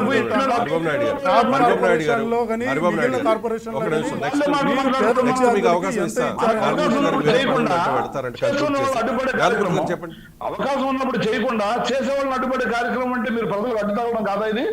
అంటే మీ ప్రభుత్వంలో ఎంత అప్పులు జరిగినాయి, మా ప్రభుత్వంలో చేసిన అప్పులు ఏమిటనేది చూడాలి ఒకసారి. ఇవాళ లక్షల కోట్ల రూపాయలు అప్పులు తీసుకొస్తాం. వాళ్ళ కేంద్ర ప్రభుత్వం కూడా మీకు అప్పులు ఇచ్చే పరిస్థితిలో ఎంపీ అయిపోయింది రాష్ట్రము, అప్పులు చెబుతా ఉన్న పరిస్థితి. రాష్ట్రాన్ని దివాళీ తీసుకెళ్తా ఉన్నారు. 2 పూటలు తిండి మీకు ఇష్టం ఉండదు, వాడు సొంత ఇంట్లో ఉండదు ఇష్టం ఉండదు, వాడు చదువుతాడంటే చదువు మీద కూడా వెళ్ళారండి. చదువు మీద కూడా ఫీజు రింబర్స్మెంట్ వీళ్ళు కోర్టుకు వెళ్ళారు, అడ్డుపడ్డారు. అప్పు కాలేజీలకు ఇవ్వాల్సిన అప్పులన్నీ మేము తీర్చాం, ఫీజు రింబర్స్మెంట్. అంటే దేంట్లోనూ వదలట్లేదు. చదువుకోకూడదు, ఇంగ్లీష్ మీడియం చదువులు, వాడు సొంత ఇంట్లో ఉండకూడదు, ఆ ఇంటికి హక్కు ఉండకూడదు. వాళ్ళ అప్పులు ఇవాళ డాక్రాలు ఉన్నది 25,000 కోట్లు అవుతుంది మొత్తం 4 డ్యామ్స్ లో. అవి మనం తీరుస్తున్నాం. ఇప్పుడు వాళ్ళు చెప్పేసిపోతే మేము జగన్మోహన్ చెప్పిన ప్రకారం చేస్తా ఉన్నారు. ఆయన పూర్తిగా బంగారం లోపల పెట్టాడు, మొత్తం నేను వస్తానన్నాడు, వచ్చి మొడి చేసి చూపించాడు 5 సంవత్సరాలు 14 నుంచి 19 వరకు. మేము చెప్పిన ప్రకారం 1 రూపాయి కూడా లేకుండా మేము తీరుస్తా ఉన్నాం. వాళ్ళు అప్పులు కానివ్వండి, లేదంటే వాడి వడ్డీలు కానివ్వండి. ఈ విధంగా ప్రజల్ని మేము జాగ్రత్తగా ముందుకు తీసుకుపోతా ఉంటే ఒక కోడిగుడ్డు ఎట్లా ఉండదో పగిలిపోకుండా కాపాడుకునే విధంగా మేము చూసుకుంటూ పోతా ఉంటే, ప్రజలను కోడిగుడ్డులో చూసుకుంటూ పోతా ఉంటే వీళ్ళు దాని మీద ప్రజలు బాగుంటారు. ఇదే బీజేపీ పార్టీ ఇదే బీజేపీ పార్టీ ఇన్ని సంక్షేమ కార్యక్రమాలని పక్క రాష్ట్రాల్లో ప్రవేశపెట్టిందా? ఈ విధమైన మార్పుల్ని, ఈ విధమైన గ్రామ సెక్రటరీ ఆలోచించుకుంటున్నా, విమర్శగా తీసుకోకండి, మీరు ఆలోచన చేయండి అంటున్నా. మీ రాష్ట్రాల్లో ఉందా ఎంత సౌలభ్యం? సెక్రటరీ రాష్ట్రంలో చూస్తాం, కానీ అదే సెక్రటరీని గ్రామంలో కూడా పెట్టాము. అన్ని డిపార్ట్మెంట్లు అక్కడ ఉన్నాయి. ప్రతి డిపార్ట్మెంట్ కి ఇంజనీరింగ్ కానివ్వండి, వెల్ఫేర్ కానివ్వండి, ఏఎన్ఎం కానివ్వండి, వీళ్ళందరినీ ఒక డిపార్ట్మెంట్ కి అటాచ్ చేసి వాళ్ళు విధులు తూచా తప్పకుండా బయోమెట్రిక్ పెట్టి వాళ్ళు పనిచేసే విధంగా మనం చేసుకుంటూ వెళ్తుంటే ఏమండి, ఒకసారి ఆగండి, మళ్ళీ మీరు వెళ్ళిపోతారు. చూసుకుంటూ పోతా ఉంటే నారాయణమూర్తి గారు వాళ్ళకి అందాల్సిన ఒకసారి ఆగండి, రెండు నిమిషాలు. నారాయణమూర్తి గారు, రవికిరణ్ గారు అడుగుతారట మిమ్మల్ని. లేదంటే రవికిరణ్ గారు అడగండి మీరు. మీరు వెళ్ళిపోయే ముందు కేంద్ర ప్రభుత్వం సంక్షేమం ఏం చేస్తున్నారు ఒక్క నిమిషంలో మీకు చెప్తా ఏం చేస్తారు. నెంబర్ 1 పెన్షన్లు. దేశంలో పెన్షన్లు ఏది వృద్ధులు వితంతులు వికలాంగులకి పెన్షన్లు ఇస్తున్నారు. 1 2 రేషన్. దేశంలో 80 కోట్ల మందికి, రాష్ట్రంలో 2.5 కోట్ల మందికి కిలో 32 రూపాయల సబ్సిడీతో ప్రతి నెల రేషన్ ఇస్తున్నారు. నెంబర్ 3 ఆరోగ్యం. ఆయుష్మాన్ భారత్ లో భాగంగా రాష్ట్రంలో కూడా సుమారుగా 50 లక్షల మంది వరకు కుటుంబానికి 5 లక్షల రూపాయల ఏటే ఆరోగ్య బీమా కేంద్ర ప్రభుత్వం అమలు చేస్తుంది. నెంబర్ 4 సమగ్ర శిక్షా అభియాన్ కింద స్కూళ్లలో స్కూల్ నిర్మాణాలు, పిల్లలకి పుస్తకాలు, మధ్యాహ్నం భోజన పుస్తకం, అలాగే స్కూల్స్ యూనిఫామ్ కి కేంద్ర ప్రభుత్వం ఇస్తుంది. నెంబర్ 5 ప్రధానమంత్రి ఆవాస్ యోజన. ప్రతి పేదవాడికి ఇల్లు ఉండాలని చెప్పేసి కేంద్ర ప్రభుత్వం 1,40,000 రూపాయలు ప్రతి ఇంటికి ఇచ్చి సంక్షేమం అందిస్తుంది. ఇటువంటి అనేకమైన సంక్షేమ కార్యక్రమాలు, అలాగే టీకాలు, ప్రతి ఒక్కరికి టీకాలు ఉచితంగా అందిస్తున్నాం. ఇటువంటి అనేకమైన సంక్షేమ కార్యక్రమాలు చేస్తున్నారు. మీరేం చేస్తున్నారు సంక్షేమం? రైట్. మీరు టీకాలు వేస్తున్నారా లేదా నేను అడగలా. నేను ఇప్పుడు తర్వాత మీరు వేస్తున్న వాటి నేను కాదన్నా. సంక్షేమ కార్యక్రమాలు ఎన్ని చేస్తున్నావు చెప్తున్నావు. ఈ రోజు బియ్యం అందరికి ప్రతి ఇంటికి ఉచితంగా ఇస్తున్నాం. బియ్యం సంక్షేమం కాదా? సంక్షేమం కాదా? ఆరోగ్య సంక్షేమం కాదా? పెన్షన్ సంక్షేమం కాదా? విద్య సంక్షేమం కాదా? ఉపాధి, గ్రామీణ ఉపాధి హామీ పథకాలు కోట్లాది మందికి ఉచితంగా పడి 100 రోజుల పరిధిలో కల్పిస్తున్నాం. అది సంక్షేమం కాదా? ఉచితంగా పరిధిలో కల్పించి డబ్బులు వాళ్ళ అకౌంట్ లో ఇస్తున్నాం. అది సంక్షేమం కాదా? మీరు చేస్తున్న సంక్షేమం సంక్షోభం చేస్తున్నారు. సంక్షోభం క్రియేట్ చేస్తున్నారు మీరు. థ్యాంక్ యూ సో మచ్ ఇవాళ బిగ్ డిస్కషన్ లో పార్టిసిపేట్ చేసినందుకు. దయచేసి ఒకసారి మేము చెప్పింది, అలాగే ప్రతిపక్షాలు చెప్పింది, ప్రజలు రిక్వెస్ట్ చేస్తుంది కూడా ఒకసారి కన్సిడర్ చేస్తారని ఆశిస్తున్నాం. Thank you so much. మీరు ఏదో వర్క్ ఉందన్నారు కాబట్టి, పార్టీ కార్యక్రమానికి వెళ్తారు అన్నారు కాబట్టి, if you want to leave you can leave. Thank you. ఒక మాట చెప్పేసి వెళ్తా. ఎందుకంటే ఇప్పుడు దేశవ్యాప్తంగా ఎన్ని రాష్ట్రాల్లో చేస్తున్నారు, ఇక్కడ చేస్తున్నారు. మేము ఇక్కడ చేసేది మీ రాష్ట్ర పాలిత ప్రాంతాలు ఉన్నాయి కదా, రాష్ట్రాలు ఉన్నాయి కదా, ఆ రాష్ట్రాల్లో ఏమైనా కంపారిజన్ చేయగలరా? కేంద్ర ప్రభుత్వానికి స్టిక్కర్లు వేసుకుంటున్నారు, మా పథకాలకు స్టిక్కర్లు వేసుకున్నారు. టీడీపీ సింగిల్ స్టిక్కర్ వేస్తే మీరు డబుల్ స్టిక్కర్ వేస్తున్నారు. అంతకన్నా చేసేది ఏముంది? మీరు అంతకన్నా చేసేది ఏముంది కదా? Post matric pre matric scholarship ఇస్తుంటే మీరు విద్యా దీవెన స్టిక్కర్ వేసుకున్నారు. విద్యా దీవెన స్టిక్కర్ వేసుకున్నారు. Post matric pre matric scholarship విద్యార్థులకి స్కాలర్షిప్ ఇస్తుంది కేంద్ర ప్రభుత్వం. మీరు స్టిక్కర్ వేసుకున్నారు. నేను అడిగిన సమాధానం చెప్పండి. ఇప్పుడు మీరు రైతు భరోసా కింద ఇచ్చిన 6,000 ఇస్తున్నారు. నేను చెప్తున్నా ఇప్పుడు ప్రశ్నముఖంగా 6,000 ఇస్తున్నారు. మిగతా 7,500 ఎవరు ఇస్తున్నారండి? మీరు మిగతా రాష్ట్రాల్లో మీరు ఇచ్చారు. మీరు ఇవ్వాల్సిందంతా 12,500 వాళ్ళు మీరు 5,000 కట్ చేశారు. ఎందుకు కట్ చేశారు? 5,000 ఎందుకు కట్ చేశారు? మీరు ఇవ్వాల్సిందంతా ఇస్తుంది ఎంత? ఇంప్లిమెంట్ చేయలేదు, తీసేయండి. మీ కేంద్ర ప్రభుత్వ పెద్దలే ఇక్కడికి వచ్చి మీరు చేస్తున్నవి మేము రైతు భరోసా డబ్బులు ఎందుకు కట్ చేశారు చెప్పండి. మీరు రైతు భరోసా డబ్బులు మీరు ఎందుకు కట్ చేశారు? అమ్మఒడి డబ్బులు 1,000 రూపాయలు ఎందుకు కట్ చేశారు చెప్పండి. అద్భుతంగా ఉంది. ఈ మోడల్ తీసుకోవాలి, మిగతా రాష్ట్రాలు ఇంప్లిమెంట్ చేయాలని. థ్యాంక్ యూ నారాయణమూర్తి గారు. Thank you so much. Thank you so much. ఒకసారి అది రీకన్సిడర్ చేస్తారని ఆశిస్తూ ఉన్నాం. Thank you so much. Right Ravikiran గారు, ఇక్కడ ప్రతి గ్రామంలోనూ తెలుగుదేశం పార్టీ గౌరవ సభలు నిర్వహిస్తుందంట. దానిలో వైఎస్ఆర్ కాంగ్రెస్ పార్టీ ప్రభుత్వం చేస్తున్న అప్పులకు సంబంధించి, ఈ బాధుళ్లకు సంబంధించి ప్రస్తావిస్తారట, ప్రజల్లో చైతన్యం తీసుకొస్తారంట. అట్ ది సేమ్ టైం అసెంబ్లీలో రీసెంట్గా జరిగిన ఇష్యూస్ను కూడా వాళ్ళకి చెప్తారంట. దీని మీద మీ అభిప్రాయం ఏంటి భారతీయ జనతా పార్టీ తరఫున? అంటే రాష్ట్రంలో 2014 మునుపు సుమారుగా విభజనప్పుడు 94,000 కోట్ల రూపాయలు అప్పు ఉంది రవిశంకర్ గారు. చంద్రబాబు నాయుడు గారి హయాంలో 1,60,000 కోట్ల రూపాయల వరకు అప్పు చేశారు. అంటే ఇంచుమించుగా అదొక 2.5 లక్షల కోట్లు అయిపోయింది. అలాగే ఈ ప్రభుత్వం వచ్చాక ఈ 2.5 సంవత్సరాల్లో వాళ్ళు చేసిన అప్పు అఫీషియల్ గా బయట కనిపిస్తున్న అప్పు 1,00,000 కోట్లు. అనఫీషియల్ గా అంటే corporation, beverage corporations, AP state development corporation, లేకపోతే వివిధ కార్పొరేషన్ పేరు మీద ఇంకో 1,00,000 కోట్లు అప్పు చేశారు. అంటే 3 లక్షల కోట్ల అప్పు. ఇది కాక మిగతా అనేకమైన మందికి పెండింగ్, ఇది కాంట్రాక్టర్లకు డబ్బులు ఇవ్వకుండా, ఎన్ఆర్ఈజీఎస్ డబ్బులు ఇవ్వకుండా, అదే ఇంకో 60,000 కోట్ల వరకు పెట్టేశారు. వెరసి సుమారు 6,5 లక్షల కోట్ల వరకు అప్పు ఈ రాష్ట్రంలో ఉంది. అంటే జనాభా 5.5 కోట్లు. సుమారుగా చూసుకుంటే ప్రతి వ్యక్తి మీద 1,25,000 రూపాయలు తక్కువ లేకుండా అప్పు ఉంది రవిశంకర్ గారు. అంటే ఒక కుటుంబం నలుగురు అనుకుంటే 5 లక్షల అప్పు, ప్రతి కుటుంబం మీద 5 లక్షల అప్పు ఉంది ఈ రోజు. మనం ఇటీవల చూసాం ట్రూ అప్ పేరు మీద గతంలో 2016-17లో లేకపోతే ఆ ప్రభుత్వంలో ఉన్నటువంటి పవర్ బిల్స్ పెండింగ్ లో ఉన్నాయని చెప్పేసి ట్రూ అప్ పేరు మీద ఇప్పుడు ఎక్స్ట్రా డబ్బులు వసూలు చేయడం మొదలు పెట్టారు. అలాగే ఇప్పుడు మనం చూస్తున్నాం ఇది ఓటీఎస్, గతంలో తీసుకుంది ఎప్పుడో దానికి అప్పున్నామని చెప్పి ఇప్పుడు డబ్బులు కట్టమంటారు. అలాగే ఇప్పుడు మనం అప్పున్న 5 లక్షల కోసం రేపు ఇంటి ముందుకు వచ్చి నువ్వు 5 లక్షలు కడతావా లేదా అనే పరిస్థితి రాదని చెప్పి ప్రభుత్వం గ్యారంటీ ఇవ్వగలదని నేను అడుగుతున్నాను. ఏంటి అప్పులు కూడా? ప్రతి కుటుంబం మీద 5 లక్షల అప్పు, నీ తల మీద నా తల మీద 1,25,000 రూపాయల పైసలకు అప్పు పెట్టేశారు. ఏం చేస్తున్నారండి ఈ అప్పు? అప్పులు, తప్పులు, తిప్పలు, ఈ తప్పితే వేరే పని లేదు. పోనీ అప్పు చేయటం తప్ప అంటే నేను అంటే తప్పు కాదని, ఎందుకంటే మీరు కూడా చేస్తున్నారు కదా. మీరు చెప్పిన ఏదైతే నెంబర్ ఉందో, మీరు రవికిరణ్ గారు మీరు ఏదైతే నెంబర్ చెప్పారో అది కేంద్ర ప్రభుత్వం చేసిన అప్పు మీద ఏపీ పౌరుడికున్న తల మీద ఉన్న అప్పు అవుతుంది కదా, అది కూడా కౌంట్ చేసి చెప్పారా? అది కాకుండా చెప్పారా మీరు? కేంద్ర ప్రభుత్వ అప్పు, అది కేంద్రం చేసే అప్పు ప్లస్ రాష్ట్రాలు చేసే మొత్తం అప్పు కలిపి రవిశంకర్ గారు. కేంద్రం 1.2 లక్షల కోట్ల 120 లక్షల కోట్ల అప్పులు ఉన్నాయి. అది రాష్ట్రాల అప్పులతో కలుపుకొని కేంద్రం చేసే అప్పులు కలుపుకునేది. ఈ రోజు కేంద్ర ప్రభుత్వం చేస్తున్న అప్పులు కావచ్చు, లేకపోతే దానికి కావచ్చు, మీరు మౌలిక వసతి కల్పన చూస్తున్నారు కదా. నేను ఎక్కడో విషయం చెప్పను, విజయవాడలో చెప్తాను. విజయవాడలో ఫ్లైఓవర్ 3 ఫ్లైఓవర్ కంప్లీట్ అయినాయి కదా. ఔటర్ రింగ్ రోడ్ నిర్మాణం కూడా స్టార్ట్ అయిపోయింది కదా. 6 వర్షాల్లో ఔటర్ రింగ్ విజయవాడ జరుగుతుంది కదా. విజయవాడ మచిలీపట్నం 4 వర్షాల రోడ్లు అయిపోయినాయి కదా. జాతీయ రహదారులు చూడండి, ఆంధ్రప్రదేశ్ లో కొత్త రహదారులు 6 వర్షాలు లేను. ఇటీవల నేను రాజమండ్రి వయా నల్లజల్ల వైపు వెళ్ళాను, అద్భుతంగా 6 వర్షాల రోడ్లు చేశారు. మౌలిక వసతులు కనపడుతున్నాయి. కేంద్ర ప్రభుత్వం చేసిన అప్పులు కానీ, వాళ్ళు చేసినటువంటి సంక్షేమ పథకాల అభివృద్ధి కార్యక్రమాలు కానీ ఈ రాష్ట్ర ప్రభుత్వం అప్పులు చేస్తుంది. ఏది ఒక రోడ్డు మీద ఒక గుంట మీద మట్టేసే పరిస్థితి ఉందా? నా మీద పెట్రోల్ డీజిల్ మీద నా మీద రూపాయి సెస్ ప్రతి లీటర్ మీద రోడ్డు వేస్తుంది వసూలు చేసింది ఈ ప్రభుత్వం.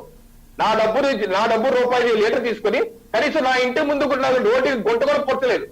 ఈ దోపిడీ కాదంటారా?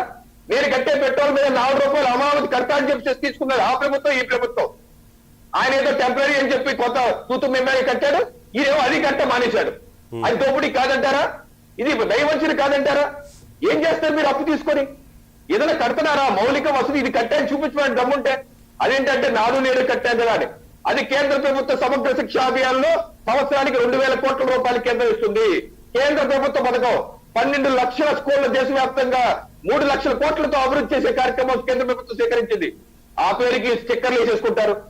రైతు భరోసా కేంద్రాలు ఎవరి డబ్బులు అండి? కేంద్ర ప్రభుత్వం ఎన్ఆర్ఈజీఎస్ పథకం ద్వారా ఇస్తుంది డబ్బులు. ప్రతి సంవత్సరం 10,000 కోట్ల రూపాయలు ఏ రాష్ట్రానికి ఎవరి విధంగా ఇస్తుంది. దాంతో కట్టేసి మేము కట్టేసాం అదిగో చూసారా అంటారు. వీళ్ళు తీసుకునే అప్పు కావచ్చు, మనం కట్టే పన్నులు కావచ్చు, ఎక్కడ మౌలిక వసతులు కల్పన చేయటం లేదు. పైగా భారం అంతా మధ్య తరగతి మీద వేస్తున్నారు.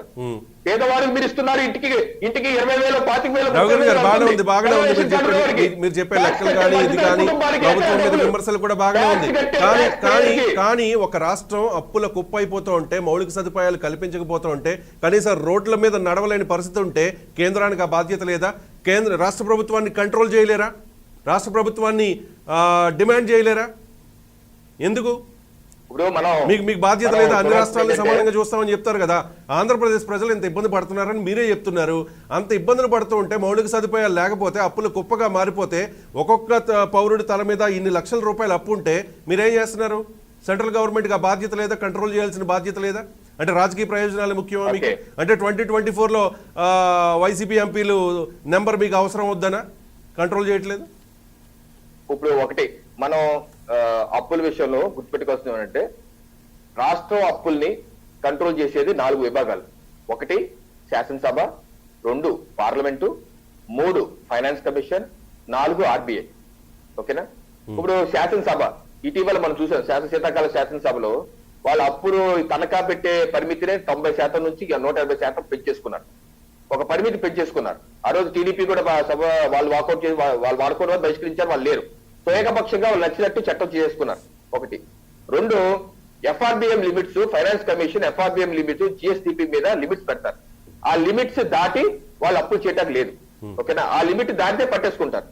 మూడు, ఆర్బీఐ అప్పులు ఎక్కడ నుంచి తీసుకొస్తారు? ఆర్బీఐ నుంచి తీసుకొస్తారు. ఆర్బీఐ ఎలా తీసుకొస్తారు? సెక్యూరిటీస్ ఆప్షన్ పెట్టారు, ఆప్షన్ తీసుకొస్తారు. ఇటీ మనం చూసాం. కొన్ని ఆప్షన్ ఇచ్చి వెంటనే ఏపీకి ఇవ్వాల్సిన డబ్బుల్ని వాళ్ళ పాత అప్పుని జమ చేసుకున్నారు. ఆ రకంగా కంట్రోల్ చేయొచ్చు. మన రాజ్యాంగంలో కూడా రాసింది ఏంటంటే ఏదైతే కేంద్ర ప్రభుత్వం తీసుకునే ఏదైతే సుంకాలు గాని అప్పులు గాని కన్సాలిడేటెడ్ ఫండ్ ఆఫ్ ఇండియా నుంచే తీసుకోవాలి.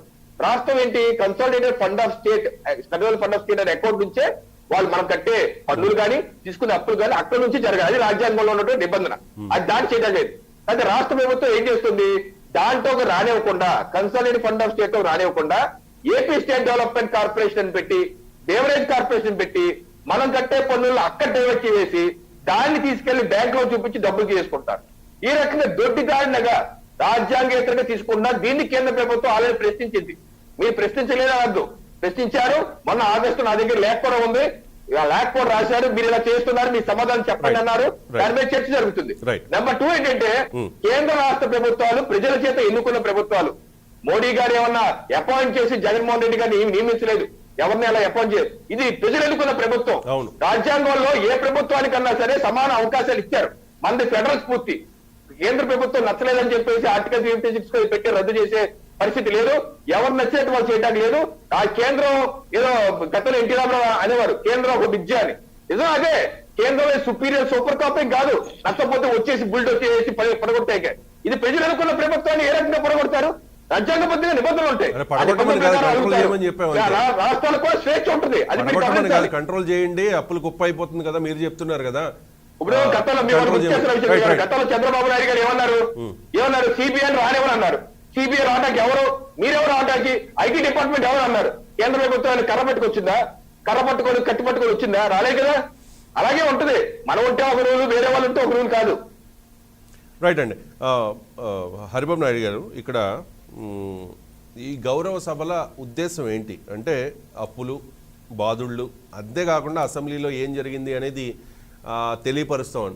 అంటే ఎందుకు తెలియపరచాల్సినంత అవసరం ఏముంది? మనం చూసాం వరద ప్రభావిత ప్రాంతాల్లో చంద్రబాబు నాయుడు గారు అక్కడికి వెళ్ళి నా భార్యని ఇదనేసారు అదేనేసారు అని చెప్పి పదే చెప్పుకున్నారు. తర్వాత నారా భువనేశ్వరి గారు చాలా హుందాగా ఒక లెటర్ కూడా ఇచ్చారు, తనకు సపోర్ట్ చేసిన వాళ్ళకి ధన్యవాదాలు అంటూ. ఈ టాపిక్ని ఇక్కడతో ఎండ్ చేయొచ్చు కదా. ఓకే, అప్పుల గురించి మాట్లాడండి, ప్రతిపక్ష పార్టీకి ఆ రైట్ ఉంటుంది. మీరు గట్టిగా క్వశ్చన్ చేస్తే ప్రజాస్వామ్యంలో గట్టిగా క్వశ్చన్ చేయాల్సిన బాధ్యత కూడా ఉంటుంది ప్రతిపక్షానికి. ఓకే, కానీ అప్పులు బాధుళ్ళ గురించి మాట్లాడండి. కానీ ఇవి కూడా ఎందుకు, ఈ అంశాలు కూడా ఎందుకు, దీని మీద విమర్శలు వస్తూ ఉన్నాయి, చెప్పండి.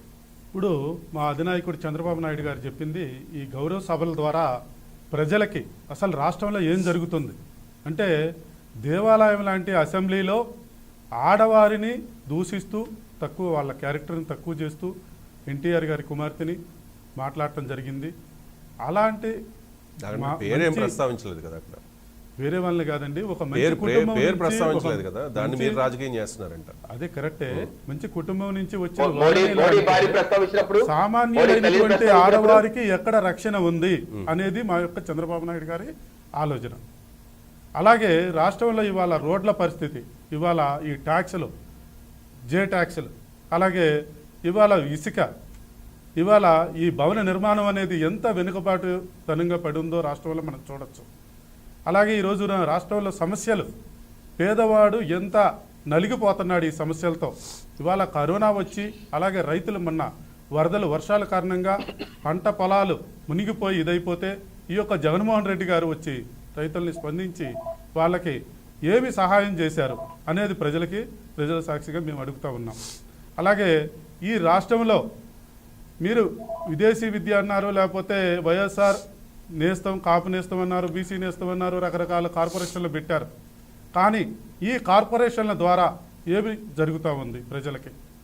బీసీ కార్పొరేషన్, కాపు కార్పొరేషన్ ద్వారా గతంలో చంద్రబాబు నాయుడు గారి టైంలో ఆయన ముఖ్యమంత్రిగా ఉన్నప్పుడు ఎంతోమంది విదేశీ విద్యా దీవెన కింద విదేశాలకు పంపించడం జరిగింది.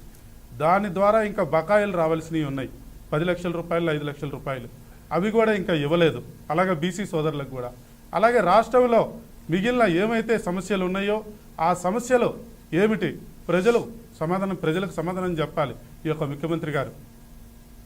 మీరు ఏదో మీకు నచ్చినట్లుగా అంతా బాగుంది అని చెప్పేసి మీరు చెప్పుకుంటా వెళ్ళిపోతా ఉండిందా నారాయణమూర్తి గారు అన్నట్లుగా ప్రజలు జేజేలు పలుకుతూ ఉన్నారు, ప్రజలు గొప్పలు చెబుతూ ఉన్నారు మా గురించి అని. మీ గురించి మీరు గొప్పలు చెప్పుకోవటం కాదు, ప్రజలు చెప్పాలి. ఇవాళ ఈ యొక్క ట్యాక్సులు చూస్తూ ఉంటుంటే ప్రజల మీద సామాన్యుడు నడ్డి విరిచేటట్లుగా ఉంది ఇవాళ.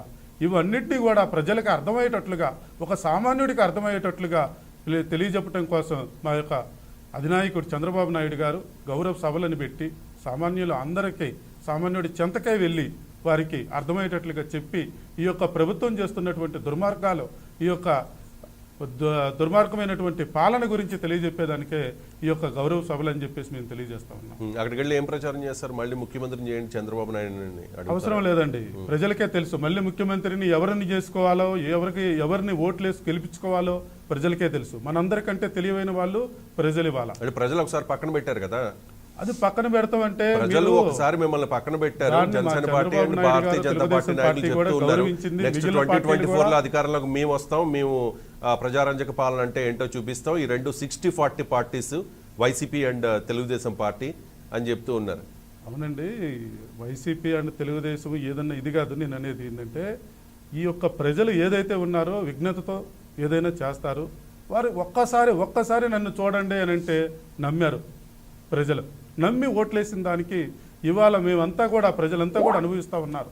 ఇవాళ రాష్ట్రం చూస్తూ ఉన్నట్టు దేశంలో అన్ని రాష్ట్రాల కంటే వెనుకబాటుబడి ఉంది. ఒకప్పుడు బీహార్ అనుకునే వాళ్ళం, మనం ఉదాహరణ చెప్పుకోవాలంటే బీహార్ అని చెప్పేవాళ్ళం. ఇవాళ బీహార్ కంటే కూడా మనం వెనుకబడి ఉన్నాం ఇవాళ చెప్పుకోవాలంటే. ఇలాంటి పరిస్థితి, మన దుస్థితి మన రాష్ట్రానికి ఎందుకు వచ్చింది, ఎవరిని గెలుపుచ్చుకుంటే వచ్చింది ఇవాళ ఈ దుస్థితి అనేది ప్రతి సామాన్యుడు కూడా గమనిస్తూ ఉన్నాడు. ఇది తెలుసుకొని సామాన్యుడు రాబోయే ఎలక్షన్లో ఎవరికి ఓటేయాలనేది తప్పకుండా తెలివైన నిర్ణయం తీసుకుంటాడని నేను తెలియజేస్తా ఉన్నాను. రైట్ బాలకృష్ణ గారు, నెక్స్ట్ అంటే మొన్న ఎన్నికల్లో ఒక్కసారి ఛాన్స్ ఇవ్వండి అంటే ఇచ్చారంట జగన్మోహన్ రెడ్డి గారికి. తర్వాత వచ్చిన తర్వాత ఏ రకంగా ఇబ్బందులు పడుతున్నారు, బాధలు పెడుతున్నారు, అప్పులు చేస్తున్నారు, బాదుతున్నారు అనేది మీరు మాట్లాడారు, రవికిరణ్ గారు మాట్లాడారు, తెలుగుదేశం పార్టీ నాయకులు కూడా మాట్లాడారు.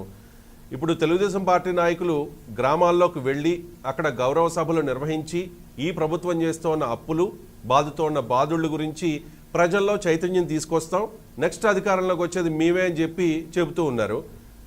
దీని మీద మీ కామెంట్ ఏంటి? ఇప్పుడు చంద్రబాబు నాయుడు గారిని చూశారు, జగన్మోహన్ రెడ్డి గారిని చూశారు. ఇప్పుడు ఈ రెండు పార్టీలు కూడా నమ్మే పరిస్థితి లేదు. రేపు రాబోయే రోజుల్లో వీళ్ళు ఎన్ని సమావేశాలు పెట్టుకున్నా, ఎన్ని సభలు పెట్టుకున్నప్పటికీ కూడా ఇవాళ బీజేపీ, జనసేన, మరి ఇలా జనసేన పార్టీ సిద్ధాంతాలు అంటే గతంలోకి ఇప్పటికి డిఫరెన్స్ ఏంటంటే గతంలో ఉన్న తీరు వేరు, ఇప్పుడు వేరు. బడుగు బలహీన వర్గాలు అంతా కూడా ఇవాళ జనసేన పార్టీ వైపు చూస్తా ఉన్నాయి. ఎందుకంటే కోనసీమ వాసిగా ఇక్కడ బీసీ ఎస్సీలు చాలా మరి అధికంగా ఉన్న మరి ప్రాంతం తూర్పుగోదావరి జిల్లా. మేము గత ఒక 6-7 నెలల నుంచి చూస్తున్న పరిస్థితి ఏంటంటే చంద్రబాబు నాయుడు గారిని చూసాం, ఆయన కూడా మరి చాలా హామీలు ఇచ్చి మోసం చేయడం జరిగింది. అలాగే జగన్మోహన్ రెడ్డి పరిపాలన అస్తవ్యస్తంగా ఉంది. ఒక్క అవకాశం మాత్రం ఖచ్చితంగా మరి జనసేన బీజేపీకి ఇవ్వాలి. పవన్ కళ్యాణ్ గారి నాయకత్వంలో ఈ రాష్ట్రం సుభిక్షంగా ఉంటుందని చెప్పేసి ప్రతి ఒక్క బడుగు బలహీన వర్గాల నాయకుల్లో చాలా ఇప్పుడు మార్పు అనేది మొదలైంది. ఎందుకంటే దాని నిదర్శనం ఏంటంటే ఈ మధ్య కాలంలో నాదెళ్ల మనోహర్ గారు మా కోనసీమ ప్రాంతం అంతా కూడా తూర్పుగోదావరి జిల్లా పర్యటనలో జాయినింగ్లు చాలా ఎక్కువ మంది జాయిన్ అయింది అంతా కూడా బీసీలు, ఎస్సీలే. ఎక్కడ చూసినా బడుగు బలహీన వర్గాలే మరి జనసేన పార్టీలో జాయిన్ అవ్వడం జరిగింది. రేపు రాబోయే రోజుల్లో కూడా మరి పీసీ సామాజిక వర్గం అంటే సిట్టిపల్లి సామాజిక వర్గం కూడా జనసేన పార్టీకి దగ్గర అయ్యేదానికి చాలా అవకాశాలు ఉన్నాయి. అలాగే ఎస్సీ సోదరులు కూడా ఈ పార్టీకి దగ్గర అయ్యేదానికి అవకాశాలు ఉన్నాయి. వీళ్ళు ఎన్ని చెప్పినా కూడా నమ్మే పరిస్థితి రేపు రాబోయే రోజుల్లో లేదు. ఖచ్చితంగా జనసేన పార్టీని ప్రజలందరూ కూడా ఆదరిస్తారనేది మేము జనసేన పార్టీగా మేము నమ్ముతున్నాం. ఏదైనప్పటికీ కూడా జనసేన పార్టీ ప్రజాపక్షం. ప్రజలకి ఏ కష్టం వచ్చినా కూడా ప్రజల తరపున నిరంతరం కూడా మాకు అధికారంతో సంబంధం లేకుండా ప్రజలకు ఏదొచ్చినా కూడా ఇప్పటి వరకు కూడా చూడండి ప్రతి విషయంలో కూడా ఇవాళ జనసేన పార్టీ అధ్యక్షులు పవన్ కళ్యాణ్ గారు మరి స్పందించడం జరిగింది.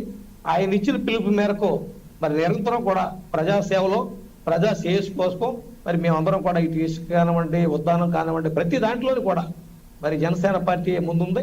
రేపు రాబోయే రోజుల్లో కూడా జనసేన పార్టీ ప్రజలకు మరింత దగ్గరయ్యి అధికారంలోకి వచ్చేదానికి ఖచ్చితంగా అవకాశాలు మెండుగా మరి మాకే ఉన్నాయని చెప్పడానికి మిమ్మల్ని నేను చెప్తున్నాను సార్ రావు గారు. బాలకృష్ణ గారు, మీరు అధికారంలోకి వస్తాం భారతీయ జనతా పార్టీతో కలిసి అని చెప్తున్నారు కాబట్టి నాదో ప్రశ్న. భారతీయ జనతా పార్టీ నాయకులతో కలిసి ఎక్కడా పెద్దగా ప్రచారం చేయలేదు ఇటీవల జరిగిన ఎన్నికల్లో. మీరు ఎందుకు ఆ గ్యాప్ ఎందుకు వచ్చింది? First question. సెకండ్ క్వశ్చన్ వచ్చి అది మా సెకండ్ క్వశ్చన్ మీరు కంక్లూడ్ చేయొచ్చు. సెకండ్ క్వశ్చన్ వచ్చి ప్రతి పార్టీలోనూ వర్గాలు కామన్. ఏ పార్టీ అయినా కూడా వైఎస్ఆర్ కాంగ్రెస్ పార్టీలో వర్గాలు ఉన్నాయి, తెలుగుదేశం పార్టీలో వర్గాలు ఉన్నాయి, కానీ జనసేన పార్టీలో కూడా వర్గాలు ఉన్నాయి. ఇప్పటి వరకు మనం చూసాం 2014 ఎన్నికల్లో 2019 ఎన్నికల్లో ఒక 50 నుంచి 60 సీట్లు వస్తాయి జనసేన పార్టీకి అని అనుకున్నాం. మీరు కూడా గెలుస్తారని చెప్పి చాలా ధీమాగా చాలామంది రాజకీయ పండితులు చెప్పారు.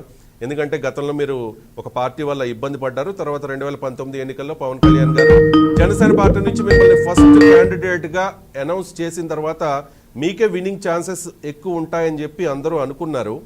కానీ కొన్ని కారణాల వల్ల మీరు గెలవలేకపోయారు. ఆ కారణాలు ఏంటి అనేది విశ్లేషించుకున్నారా? అండ్ భారతీయ జనతా పార్టీతో కలిసి నడుస్తామని మీరు చెప్తున్నారు కాబట్టి భారతీయ జనతా పార్టీ నాయకుల్ని కలుపుకుని వెళ్లాల్సిన అవసరం ఉంది కాబట్టి ఆ రకంగా ఆలోచిస్తున్నారా? అండ్ ఈ వర్గాల్ని ఏ రకంగా మీరు కంట్రోల్ చేయబోతున్నారు? బాలకృష్ణ గారు. ఖచ్చితంగా చెప్తున్నాను సార్. అంటే జనసేన పార్టీలో మరి మిగిలిన పార్టీల కంటే మాకు వర్గాలంటే లేదు. ఎందుకంటే చిన్న చిన్న మనస్పర్ధలు ఏంటో ఉండవచ్చు తప్ప మాకు వర్గ విభేదాలు అనేది జనసేన పార్టీలో లేదు. ఎందుకంటే మేమందరం కూడా ఒకటే మాట మీద ఒకటే దీని మీద వెళ్తామన్నాం. రేపు నేను ఓడిపోవడానికి గల కారణం ఏంటంటే నేను ఎందుకు ఓడిపోయినా నాకే అర్థం అవడం లేదు. ఎందుకనంటే నేను లాస్ట్ వరకు కూడా అన్ని సర్వేలు కూడా నేను పోలింగ్కి వెళ్ళినప్పుడు కూడా ఓటర్స్ అంతా కూడా నాకు ఓటిస్తున్నట్టుగానే కనపడింది. ఎందుకంటే ఒక మనిషిని చూసినప్పటికీ ఆ మనోభావం ఆ రకంగా కనపడుతుంది. దాంట్లో కొంత తెలుగుదేశం దుష్ప్రచారం చేసింది. ఎందుకంటే అప్పుడు ఎవరికేసినా ఒకటే వైఎస్ఆర్ జనసేన పార్టీ ఇది ఒకటే ఈ రకంగా కొంచెం అది కూడా ఇప్పటికి కూడా అదే మరి వాళ్ళు గేమ్ ప్లాన్ ప్లే చేస్తా ఉన్నారు. ఎందుకంటే కలిసిపోతారు. మేము ఎక్కడ కూడా స్పష్టంగా చెప్తా ఉన్నాం, మేము ఎక్కడ కూడా జనసేన పార్టీ టీడీపీకి ఎక్కడ కూడా ఇంతవరకు ఏ రకమైన పొత్తులు కానీ అలాంటివి ఏమి లేవు. చాలా మంది మరి టీడీపీ నాయకులే దీన్ని కలిసిపోయాం, ఇంకేం లేదు, పొత్తులు ఓకే అయిపోయినాయి, ఇది దుష్ప్రచారం చేస్తా ఉన్నారు. ఎందుకంటే వాళ్ళ పార్టీని కాపాడుకోవడానికి తెలుగుదేశంలో నుంచి జనసేనలోకి మరి జాయిన్ అవుతున్న సందర్భంగా, ఎందుకంటే ఆ పార్టీని కాపాడుకునేదానికి వీళ్ళు ఒక కుట్రల ప్రయత్నం పన్ని మరి వాళ్ళందరినీ కూడా కాపాడుకునే ప్రయత్నం చేస్తా ఉన్నారు తప్ప రేపు రాబోయే వలసల్ని ఎవరు ఆపలేరు. జనసేన పార్టీ గెలుపుని మరి ఆపే పరిస్థితి లేదు. నేను ఓడిపోవడానికి కారణం అంటే మరి నిజంగా చెప్తా ఉన్నాను, ఇప్పటికి కూడా మరి నేను నమ్మలేని పరిస్థితి. అన్ని సర్వేలు కూడా నేను గెలుస్తాయని చెప్పారు. ఎంతో కష్టపడి పనిచేశాను. వైఎస్ఆర్ పార్టీ లాస్ట్ వరకు ఉపయోగించుకున్నారు, మోసం చేసింది. ఇవాళ ఆ మహానుభావుడు మరి కొడుదల పవన్ కళ్యాణ్ గారు వైఎస్ఆర్ పార్టీ రోడ్డు మీద పడేస్తే నన్ను దగ్గర తీసుకుని హక్కును చేర్చుకుని మొట్టమొదటి సీట్ ఇచ్చిన ఆ మహనీయుడికి నేను నా కుటుంబం ఎప్పుడు కూడా రుణపడి ఉంటాం. రేపు రాబోయే రోజుల్లో ఖచ్చితంగా ఎలాగైతే ఆయన మొట్టమొదటి సీట్ ఇచ్చి మరి నన్ను గౌరవించాడో అలాగే రేపు రాబోయే రోజుల్లో కూడా ఖచ్చితంగా నేను మొట్టమొదటి సీటుగా మళ్ళీ నేను జనసేన పార్టీ తరఫున గెలిచి ఆయనకి మరి కానుకగా ఇవ్వాలనేది మరి నేను అనుకుంటా ఉన్నాను. ఓటమి ఒక గెలుపు. ఈవేళ ప్రజలందరూ కూడా అనవసరంగా ఆ రోజుని బాలకృష్ణ గారిని గెలిపించుకుంటే బాగుండు. ఈవేళ మా నియోజకవర్గంలో ఎమ్మెల్యే పొన్నాడు సతీష్ కుమార్ మీద తీవ్ర వ్యతిరేకత, ఇసుక కుంభకోణాలు, తర్వాత ఈ హౌసింగ్ ఏదైతే ఉన్నాయో మరి సెంటున్నర పట్టాలు ఇచ్చే దాంట్లో భూమి కొనుగోలు దాంట్లో కూడా భారీ ఎత్తున కుంభకోణాలు, 30 లక్షలకి 25 లక్షలు కొని 70 లక్షల రూపాయలు ప్రభుత్వ ధనాన్ని ప్రజాధనాన్ని కూడా మరి వీళ్ళు దోచుకోవడం జరిగింది. ఇక్కడే కదా రాష్ట్ర వ్యాప్తంగా అదొక రాజమార్గంలో దోపిడీ చేశారు మరి వైఎస్ఆర్ పార్టీ నాయకులు. ఇవాళ కూడా మా లంక గ్రామాలన్నింటిలో కూడా ఇసుక వాళ్ళు ఇష్టానుసారంగా దుర్మార్గంగా దోసుకోవడం నిరంతరం కూడా మరి ఇదే ప్రక్రియ. మరి నేను ఓడిపోయినందుకు బాధపడడం లేదు, చాలా సంతోషంగా ఉన్నాను. ఎలాంటి ముఖ్యమంత్రి దగ్గర నేను ఒక ఎమ్మెల్యేగా పనిచేసే దానికంటే ఇలా ఎమ్మెల్యేకి విలువ లేదు, ఒక మంత్రికి విలువ లేదు, మరి ఎవరికి కూడా విలువ లేని పరిస్థితి. ఇవాళ తూర్పుగోదావరి జిల్లా సరికి వచ్చేసరికి 3 మంత్రులు ఉన్నా కూడా ఏ మంత్రికి కూడా విలువ లేదు, మాట్లాడే హక్కు లేదు.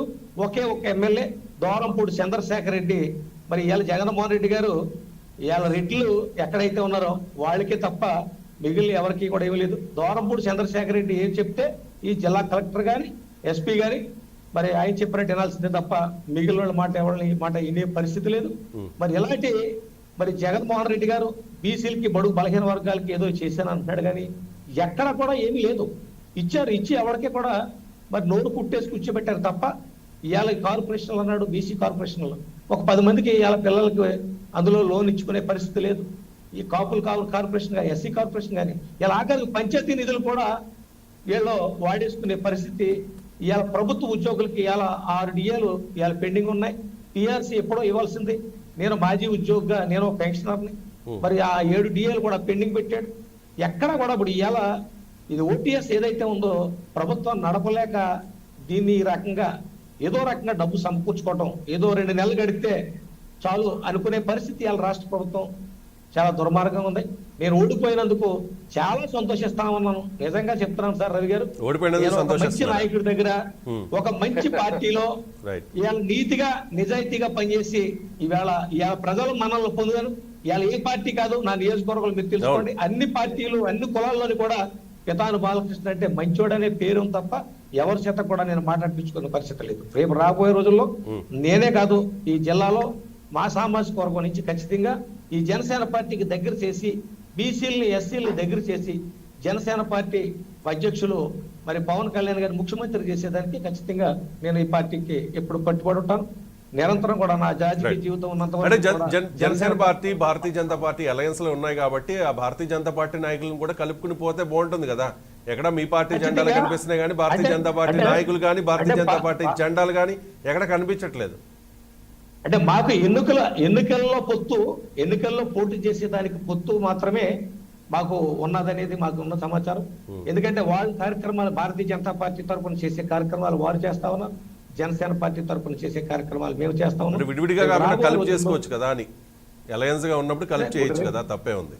ఖచ్చితంగా రేపు రాబోయే రోజుల్లో మా అధ్యక్షులు వారు మా పార్టీ నిర్ణయం మేరకు వారు ఎలా నిర్ణయిస్తే అలాగే మరి పార్టీని ముందుకు తీసుకెళ్లేదానికి మరి జనసేన పార్టీ తరఫున నిరంతరం కూడా కష్టపడేదానికి మేము ముందుకు వెళ్తాం సార్. రైట్, రవికిరణ్ గారు 1 minute లో కంక్లూడ్ చేయండి ఈ టాపిక్ మీద. అంటే ఇప్పుడు చంద్రబాబు నాయుడు గారు ఏదైతే సమస్యలు ప్రజల ముందు చెప్తా అంటున్నారు, ఓకే చెప్పచ్చు, ఏ పార్టీ అన్నా సరే వారి యొక్క కార్యాచరణ తీసుకుని ముందుకెళ్ళి దాని మీద తప్పట్టలేదు. అయితే మౌలికమైన ప్రశ్న ఏంటంటే, మీరు శాసనసభలో ప్రస్తావించి శాసనసభలో ప్రభుత్వాన్ని నిలదీసి ప్రభుత్వం నిరంకుశంగా 16 బిల్లులు చట్టాలు చేసుకుంది, 16 నిమిషాలు కూడా మాట్లాడలేదు. ఈ రకంగా వారు ఏకపక్షంగా చేసేసుకొని ఈ రోజు చేసుకున్న చట్టాలు ఎంత దారుణంగా ఉన్నాయంటే, ఇందాక చెప్పాను, తనఖా పరిమితిని 90% 170% పెంచేస్తున్నారు. అది శాసనసభలో నిలదీసిన వాళ్ళు లేరు. అలాగే బేవరేజ్ కార్పొరేషన్ కి ఏదైతే సారా తాగుతారో ఆ యొక్క వ్యాట్ని తగ్గించి ఆ margin amount beverage corporation divert చేసేశారు. అంటే బేవరేజ్ కార్పొరేషన్ ఈ రోజు సంక్షేమ పథకాలకి ఆలవాలం అయిపోయింది. ఎంత తాగితే అంత సంక్షేమం అయిపోయింది. దీన్ని నిలదీసేది ఎవరు? ప్రజలు మీకే ఇచ్చారు కదా ప్రతిపక్ష పార్టీగా, తెలుగుదేశం పార్టీకి చంద్రబాబు నాయుడుకి ప్రతిపక్ష నాయకుడిగా క్యాబినెట్ హోదా రాజ్యాంగం కల్పించింది కదా హక్కు. ఆ రాజ్యాంగం ఇచ్చిన హక్కును మీరు తొంగలో తొక్కేసి మా అవినీతి అన్నారు, రాళ్ళేదో అన్నారని చెప్పేసి ఏదో కుంటి సాగు చెప్పుకొని బహిష్కరించేసి వెళ్ళిపోవటం ఎంతవరకు సమంజసం? ప్రజల్ని ఈ రకంగా గాలి కుదిలేయటం ఎంతవరకు సమంజసం? శాసనసభలో చట్టాలు చేసే శాసనసభలో మీరు లేకపోతే చెప్తారు, లేకుండా పారిపోవడం ఎంతవరకు సమంజసం? ఈరోజు పరిషత్ ఎన్నికల్లో పారిపోతున్నారు, శాసనసభ నుంచి పారిపోతున్నారు, అన్ని చోట్ల పారిపోతున్నారు. ఇది పరిశీలన చేసుకోవాలి రవిశంకర్ గారు.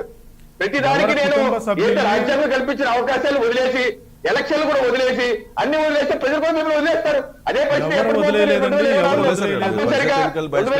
బీజేపీ జనసేన కూటమికే ఈ రాష్ట్ర ప్రజలు పట్టం కట్టబోతున్నారు. అది మనం చూడబోతున్నారు రవిశంకర్ గారు. ఎవరు వదిలేదు. మీరు ఇందాక రవిశంకర్ గారు అన్నట్లుగా బీజేపీ ప్రభుత్వం పైన ఉండి మీరు కంట్రోల్ చేయలేకపోతుంది. ఎందువలన మీరు ఇవి మాట్లాడుతున్నారు? ఎందువల్లంటే మీరు అన్నిటికంటే ప్రధాన పాత్ర పోషిస్తారు, కేంద్రంలో ఉన్నారు, మీరు కంట్రోల్ చేయాల్సిన బాధ్యత మీకుంది. రాష్ట్రంలో మోడీ గారు ఆర్థికంగా ఆంధ్రప్రదేశ్ ఇంకా ప్రధానమంత్రి టైం అప్. నేరాలు టైం అప్. రవికిరణ్ గారు చంద్రబాబు నాయుడు గారు ఎప్పుడు కూడా భయపడి మడమ తప్పి వెనక్కి వెళ్ళే మనిషి కాదండి.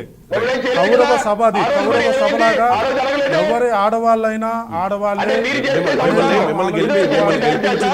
మిమ్మల్ని గెలిపించింది మన ప్రజలు, స్వతంత్రంగా మనం మిమ్మల్ని అనుకుంటే- ఎమ్మెల్యేలను గెలిపించింది ప్రజలు. ప్రజాప్రతినిధిగా అసెంబ్లీలో ఉండి వాళ్ళ సమస్యల కోసం అడుగుతూ వాళ్ళ తరపున క్వశ్చన్ చేయాలి కానీ సభను వదిలేసి బాయ్కాట్ చేయడం కరెక్ట్ తప్పకుండా కాదు. క్వశ్చన్ చేస్తారండి. గతంలో వైఎస్ఆర్ వాళ్ళు కాంగ్రెస్ దాన్ని పార్టీ డైవర్ట్ ఎమ్మెల్యేలు అలాగే చేయడం చేశారు. కోసము కౌరవ ఇప్పుడు కూడా సభలాగా వాళ్ళు హరిబాబు నాయుడు గారు. ఆడవారిని అడ్డం హరిబాబు పెట్టుకొని నాయుడు గారు. ఆడవారిని ఇప్పుడు కూడా మాట్లాడి తెలుగుదేశం పార్టీ ఎమ్మెల్యేలు అదే ఆయన్ని చేస్తున్నారు. మానసికంగా మీరు ప్రతిసారి బాధపెట్టారు. ఆడవాళ్ళు ఎవరి అదే విషయాన్ని మీరు భార్యనైనా, రైజ్ చేసి ఎవరి చెల్లెలు- సింపతి పొందాలని ఎవరి ప్రయత్నం అయితే చేయొద్దు. థ్యాంక్ యూ సో మచ్ ఎవరికైనా హరిబాబు నాయుడు గారు, మానసికంగా బాధపెట్టారు. పెద్దిరెడ్డి రవికిరణ్ గారు, వాళ్ళు కావాలని పితాని ప్లాన్ బాలకృష్ణ చేసి గారు, చేశారు. నారాయణమూర్తి గారు, థ్యాంక్ యూ సో మచ్ ఇవాళ బిగ్ డిస్కషన్ లో పార్టిసిపేట్ చేసినందుకు. ఇది వాళ్ళ బిగ్ డిస్కషన్. మళ్ళీ రేపు కలుద్దాం. చూస్తూనే ఉండండి 99 టీవీ.